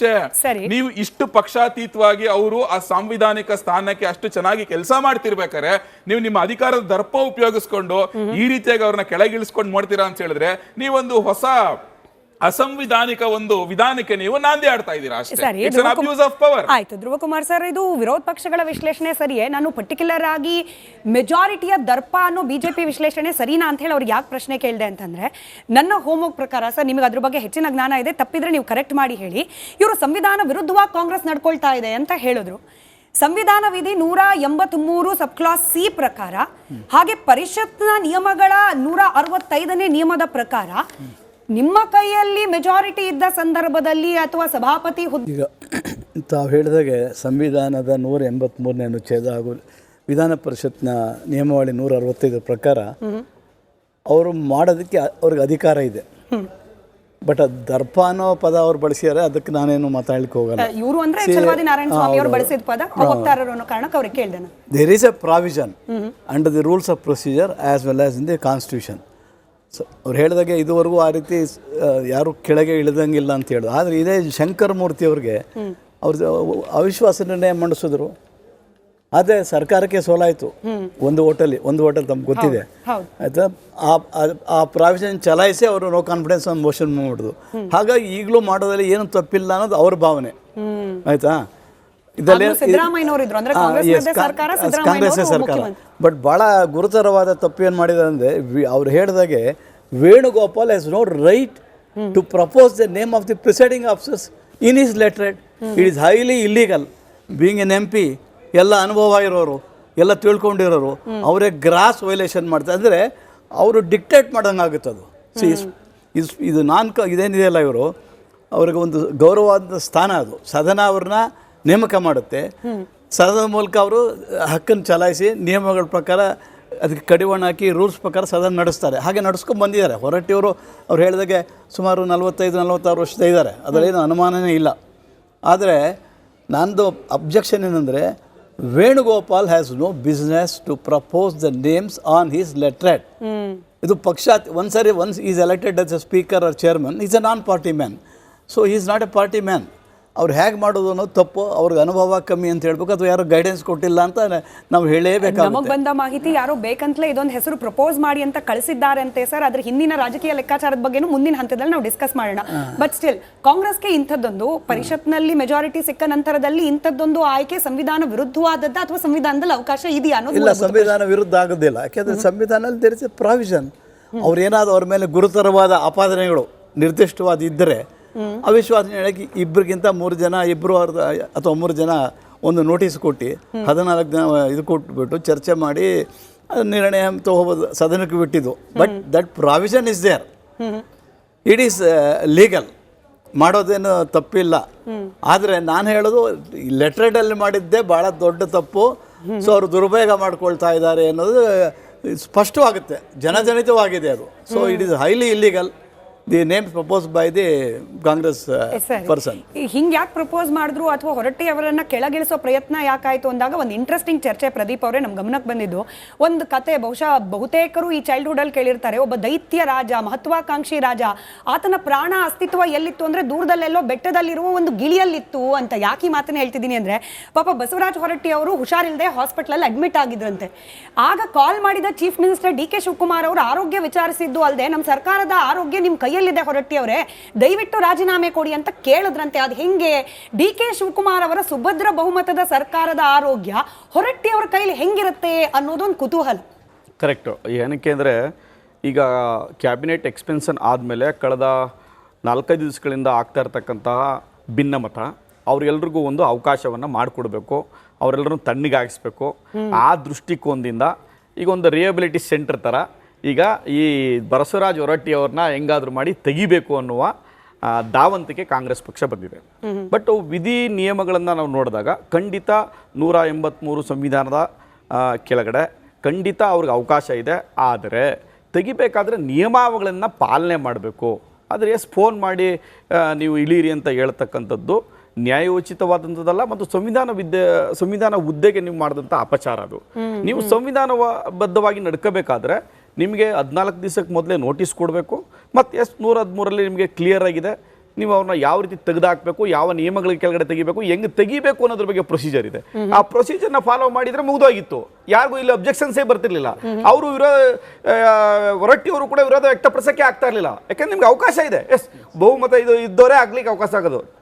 ಫ್ಲೋರಲ್ಲಿ ಟೆಸ್ಟ್ ಮಾಡಬೇಕು, ಅದಕ್ಕೆ ಅವಕಾಶ ಇದೆ, ನಿಮ್ಗೆ ಬಹುಮತ ಇದೆ, ಆ ಟೆಕ್ನಿಕಲಿ ಕರೆಕ್ಟು. ಆ ಟೆಕ್ನಿಕಲಿನ ನೀವು ಕಾನೂನುಬದ್ಧವಾಗಿ ನಿಯಮಗಳ ಪರವಾಗಿ ಮಾಡಿದಿದ್ರೆ ಈ ಸಮಸ್ಯೆ ಆಗ್ತಾ ಇರಲಿಲ್ಲ. ಇವತ್ತೆಲ್ಲ ಒಂದು ಕಡೆ ಸಂವಿಧಾನದ ಹುದ್ದೆಗೆ ಅಗೌರವನ ತಂದಿದ್ರೆ ಅನ್ನೋ ಮನೋಭಾವನೆ ಜನಕ್ಕೆ ಆಗಿದೆ. ಜೊತೆಗೆ ಇನ್ನೊಂದೇನಪ್ಪ ಅಂದರೆ, ನೀವು ಹೇಳಿದಾಗೆ ಅವ್ರಿಗೆ ಇಷ್ಟೆಲ್ಲ ಅವಕಾಶಗಳಿದ್ದು ಈ ರೀತಿ ಫೋನ್ ಮಾಡಿ ನೀವು ಯಾವುದೋ ಇನ್ನೊಬ್ರಿಗೆ ಯಾರಿಗೋ ಹುದ್ದೆ ಕೊಡ್ಲಿಕ್ಕೋಸ್ಕರ ಮಾಡಿದಂಥದ್ದು ತಪ್ಪು. ಅಥವಾ ನೀವು ಆ ರೀತಿಯೇ ಇದ್ದರೆ ಖುದ್ದಾಗಿ ಭೇಟಿ ಮಾಡ್ಬೋದು. ಯಾಕೆ ಸಭಾಪತಿಗಳ ಹುದ್ದೆ ನೀವು ಫೋನಲ್ಲಿ ಮಾತಾಡ್ತಕ್ಕಂಥದ್ದು ಅಲ್ಲ, ಅದು ನ್ಯಾಯೋಚಿತವಾದ ಮುಖ್ಯಮಂತ್ರಿಗಳು ಅವ್ರನ್ನ ಭೇಟಿ ಮಾಡಿ ಕನ್ವಿನ್ಸ್ ಮಾಡ್ಬೋದಾಯಿತು. ಹಿಂಗಾಗಿದೆ, ನಮ್ಮ ಬಹುಮತ ಇದೆ, ಇಲ್ಲ ನೀವು ಒಪ್ಪಲ್ಲ ಅಂದ್ರೆ ನಾನು ಬೇಕಾದ್ರೆ ಮೂವ್ ಮಾಡ್ತೀವಿ ಅಂತ ಹಂಗಾದ್ರೂ ಕನ್ವಿನ್ಸ್ ಮಾಡೋದು. ಅದ್ಬಿಟ್ಟು ಫೋನಲ್ಲಿ ಹೇಳಿದ್ರೆ ಹಿಂಗೆ, ಇದು ತಪ್ಪು ಅನ್ನೋದು ನನ್ನ ಭಾವನೆ. ಯಾಕೆಂದರೆ ಅವ್ರಿಗೆ ಅವಕಾಶ ಇದೆ, ಟೆಕ್ನಿಕಲಿ ನೋಡಿದಾಗ ಅವಕಾಶ ಇದೆ, ಅವಕಾಶನ ಸರಿಯಾಗಿ ಬಳಸ್ಕೊಳ್ಳಿ ಅಷ್ಟೇ. ಯಾಕೆಂದರೆ ರಾಹುಲ್ ಗಾಂಧಿ ಯಾವಾಗ ನೋಡ್ರು ರೆಡ್ ಬುಕ್ ಇಟ್ಕೊಂಡು ಸಂವಿಧಾನ ಅಂತಾರೆ. ಯಾವ್ದಾರ ಹೋಗಿ ಎಲ್ಗಾರ ಹೋಗಿ ನೀವು ಎಷ್ಟು ಮೀಟಿಂಗ್ಗಳಲ್ಲಿ ನೋಡ್ರಿ, ಎಷ್ಟು ಪ್ರತಿಭಟನೆಗಳಲ್ಲಿ ನೋಡಿ, ಅವರು ಈವನ್ ಇದರಲ್ಲಿ ಲೋಕಸಭೆಯಲ್ಲಿ ವಿರೋಧ ಪಕ್ಷ ನಾಯಕರಾಗಿ ಮಾಡಬೇಕಾದ್ರೆ ಅವರು ಕಾನ್ಸ್ಟಿಟ್ಯೂಷನ್ ಬುಕ್, ಆ ಕಾನ್ಸ್ಟಿಟ್ಯೂಷನ್ ನೀವು ಫಾಲೋ ಮಾಡ್ತಾ ಇಲ್ವಲ್ಲ. ನಿಮ್ಮ ಲೆಟರ್ ಯಾಕೆ ನೀವು ಮಿಸ್ಯೂಸ್ ಮಾಡ್ಕೊಂಡ್ರಿ? ಲೆಟರ್ ಅವತ್ತು ಕೂಡ ಚರ್ಚೆ ಆಯಿತು. ಲೆಟ್ರೇಡ್ನಲ್ಲಿ ಸಂವಿಧಾನ ಹುದ್ದೆಗಳನ್ನು, ಸಭಾಪತಿ ಮತ್ತು ಸಭಾಪತಿಗಳ ಹುದ್ದೆಗಳನ್ನು ನೀವು ಅನೌನ್ಸ್ಮೆಂಟ್ ಮಾಡಿದ್ದೆ ರಾಂಗು, ಇಲ್ಲಿಗಲ್ ಅದು ಕಾನೂನು ವಿರುದ್ಧವಾಗಿ ನೀವು ಲೆಟ್ರೇಡಲ್ಲಿ ನೀವು ದುರುಪಯೋಗ ಪಡಿಸ್ಕೊಂಡಿದ್ದೀರಿ. ಅದಕ್ಕೂ ಕೂಡ ಕಾಂಗ್ರೆಸ್ ಏನೋ ಹೇಳ್ತಾರೆ, ಕಾನ್ಸ್ಟಿಟ್ಯೂಷನ್ ಓದ್ಕೊಳ್ಳಿ ನೀವು ಸರಿಯಾಗಿ ಅಂತ ಅವರೆಲ್ಲ ಸ್ಟೇಟಸ್ ಎಲ್ಲ ಹಾಕ್ಕೊಂಡಿದ್ದಾರೆ, ರಿಪ್ಲೈ ಕೊಟ್ಟಿದ್ದಾರೆ. ಅದು ಸರಿಯಾದದ್ದಲ್ಲ. ನಿಯಮಗಳನ್ನು ಪಾಲನೆ ಮಾಡಿ. ನೀವು ಸಂವಿಧಾನದ ಬಗ್ಗೆ ಹೇಳ್ಕೊಟ್ಟು ಸಂವಿಧಾನ ಅಂತ ನೀವು ಬೆಳಿಗ್ಗೆ ಎದ್ದು ಬಡ್ಕೊಳ್ತಾ ಇರೋದು ನಾವಲ್ಲ, ನೀವೇ ಬೆಳಿಗ್ಗೆ ಎದ್ದು ನಾವು ಸಂವಿಧಾನದ ಎಲ್ಲೋ ಅದೇನೋ ಅಡಿಪಾಯದಲ್ಲಿದೆ ಅಂತ ಹೇಳ್ತಾ ಇರೋರು ನೀವು. ಅಪಾಯದಲ್ಲಿದೆ ಅಂತ, ಪ್ರಜಾಪ್ರಭುತ್ವ ಅಪಾಯದಲ್ಲಿದೆ, ಸಂವಿಧಾನ ಅಪಾಯದಲ್ಲಿದೆ ಅಂತ ಪ್ರತಿ ಬಾರಿ ಹೇಳ್ತಾ ಇರ್ತಕ್ಕಂಥದ್ದು ಕಾಂಗ್ರೆಸ್ಸು. ನೀವೇ ಅದನ್ನ ಅಪಾಯದಲ್ಲಿ ಇಟ್ಟಿರ್ತಕ್ಕಂಥವ್ರು ನೀವೇ. ಇದನ್ನ ಮಾಡ್ಕೊಂಡ್ಬಂದು ಕಳೆದ 50 ವರ್ಷಗಳಲ್ಲಿ ನೀವು ಯಾವ ರೀತಿ ರಾಜಭವನ ದುರುಪಯೋಗ ಪಡಿಸ್ಕೊಂಡಿರ್ಬೋದು, CBI ದುರುಪಯೋಗ ಪಡಿಸ್ಕೊಳ್ಳೋದು, IT EDಗಳನ್ನು ದುರುಪಯೋಗ ಪಡಿಸ್ಕೊಳ್ಳೋದು, 135ಕ್ಕೂ ಹೆಚ್ಚು ಸರ್ಕಾರಗಳನ್ನ ರಾತ್ರೋರಾತ್ರಿ ತೆಗೆದಂತ ಕೀರ್ತಿ ಇರೋದು ಕಾಂಗ್ರೆಸ್ಗೆ. ಇದು ಬಿಜೆಪಿಗೆ ಹೇಳಿದ್ದು ನಾನು ಕಾಂಗ್ರೆಸ್ ಅವ್ರ ಬಾಯಲ್ಲಿ ಕೇಳಿದ್ದೆ ಸರ್. ನೀವು ನಿಮ್ಮ ಅನುಕೂಲಕ್ಕೆ ಬಿಜೆಪಿ ಅಂತ ಕಾಂಗ್ರೆಸ್ ಅಂತ ಹೇಳ್ತಿದ್ದೀರಾ. ಅಲ್ಲ, ಅವ್ರು ಹೇಳ್ತಾರಲ್ಲ ಸಂವಿಧಾನ ಅಪಾಯದಲ್ಲಿದೆ ಅಂತ ಹೇಳ್ತಾರಲ್ಲ, ಅವರು ದುರುಪಯೋಗ ಪಡಿಸ್ಕೊಂಡು 35ಕ್ಕೂ ಹೆಚ್ಚು ಸರ್ಕಾರ ಮಿಸ್ಯೂಸ್ ಮಾಡ್ಕೊಂಡಿರೋದೇ ಕಾಂಗ್ರೆಸ್ ಪಕ್ಷ. ಅಲ್ಲಿಗೆ ಹರೀಶ್ ರಾಮಸ್ವಾಮಿ ಸರ್, ಯಾವ ಸಂವಿಧಾನದ ನಿಯಮದ ಅಡಿಯಲ್ಲಿದೆ ಎಐಸಿಸಿಯ ಜನರಲ್ ಸೆಕ್ರೆಟರಿ ಪತ್ರವನ್ನ ಬರೆದು ಸಭಾಪತಿಯನ್ನ ಚೇಂಜ್ ಮಾಡಿ ಅಂತ ಕೇಳೋದು ವಿರೋಧ ಪಕ್ಷದ ಪ್ರಶ್ನೆ. ಯಾವ ಸಂವಿಧಾನದ ನಿಯಮದ ಅಡಿಯಲ್ಲಿ ಹೇಳಲಾಗಿದೆ ಒಬ್ಬ ಮುಖ್ಯಮಂತ್ರಿಗಳು ಸಭಾಪತಿಗಳಿಗೆ ದೂರವಾಣಿ ಕರೆ ಮಾಡುವ ಮೂಲಕ ನೀವು ರಾಜೀನಾಮೆ ಕೊಡಿ ಅಂತ ಕೇಳೋದು? ಇದು ಯಾವ ಸಂವಿಧಾನ? ವಿರೋಧ ಪಕ್ಷಗಳು ಕೇಳ್ತಿರೋದು ಇದೇ ಪ್ರಶ್ನೆ. ಕರೆಕ್ಟ್, ಅದರಲ್ಲಿ ತಪ್ಪೇನಿಲ್ಲ ಅವ್ರು ಕೇಳ್ತಾ ಇರ್ತಕ್ಕಂಥದ್ದು. ಆದ್ರೆ ಈ ಪ್ರಶ್ನೆಯಲ್ಲಿ ನಾವು 4 ಭಾಗಗಳಾಗಿ ವಿಂಗಡಿಸಿ ಇದನ್ನ ಅಂಡರ್ಸ್ಟ್ಯಾಂಡ್ ಮಾಡ್ಕೊಂಡ್ರೆ ಬೆಟರ್. ಒಂದನೇದು ಹೊರಟ್ಟಿ ಒಬ್ಬ ವ್ಯಕ್ತಿಯಾಗಿ, ಎರಡನೇದು ಕಾನ್ಸ್ಟಿಟ್ಯೂಷನಲ್ ಪೊಸಿಷನ್ ಸ್ಪೀಕರ್ದು, ಮೂರನೇದು ಪಾರ್ಟಿ ಪಾಲಿಟಿಕ್ಸ್, ನಾಲ್ಕನೇದು ಡೆಮೋಕ್ರೆಟಿಕ್ ಎಟಿಕೇಟ್ಸ್. ಈ ನಾಲ್ಕನ್ನ ನಾವು ಅಂಡರ್ಸ್ಟ್ಯಾಂಡ್ ಮಾಡ್ಕೊಂಡ್ರೆ ಎಲ್ಲಿ ತಪ್ಪಾಗಿದೆ, ಇಂಥ ತಪ್ಪುಗಳನ್ನ ನಾವು ಮಾಡ್ಬೇಕಾ ಮಾಡಬಾರ್ದಾ ಅನ್ನೋದನ್ನ ನಾವು ಅರ್ಥ ಮಾಡ್ಕೋಬೇಕು. ಮೊದಲನೇದಾಗಿ ಹೊರಟ್ಟಿ, ಹಿ ಹಸ್ ಪ್ರೂವ್ಡ್ ಹಿಮ್ಸೆಲ್ಫ್. ಅವರು ನಾನ್ ಪಾರ್ಟಿಸನ್ ವ್ಯಕ್ತಿ ಅಂತ ಹೇಳಿ ಪ್ರೂವ್ ಮಾಡ್ಕೊಂಡಿದ್ದಾರೆ. ಈಗಾಗಲೇ ಕೋಟ್ ಮಾಡಿದ್ರು ನಮ್ಮ ಸ್ನೇಹಿತರು ಪ್ಯಾನೆಲ್ ನಲ್ಲಿ, ಅಂಡ್ ಇಟ್ ಈಸ್ ಕರೆಕ್ಟ್.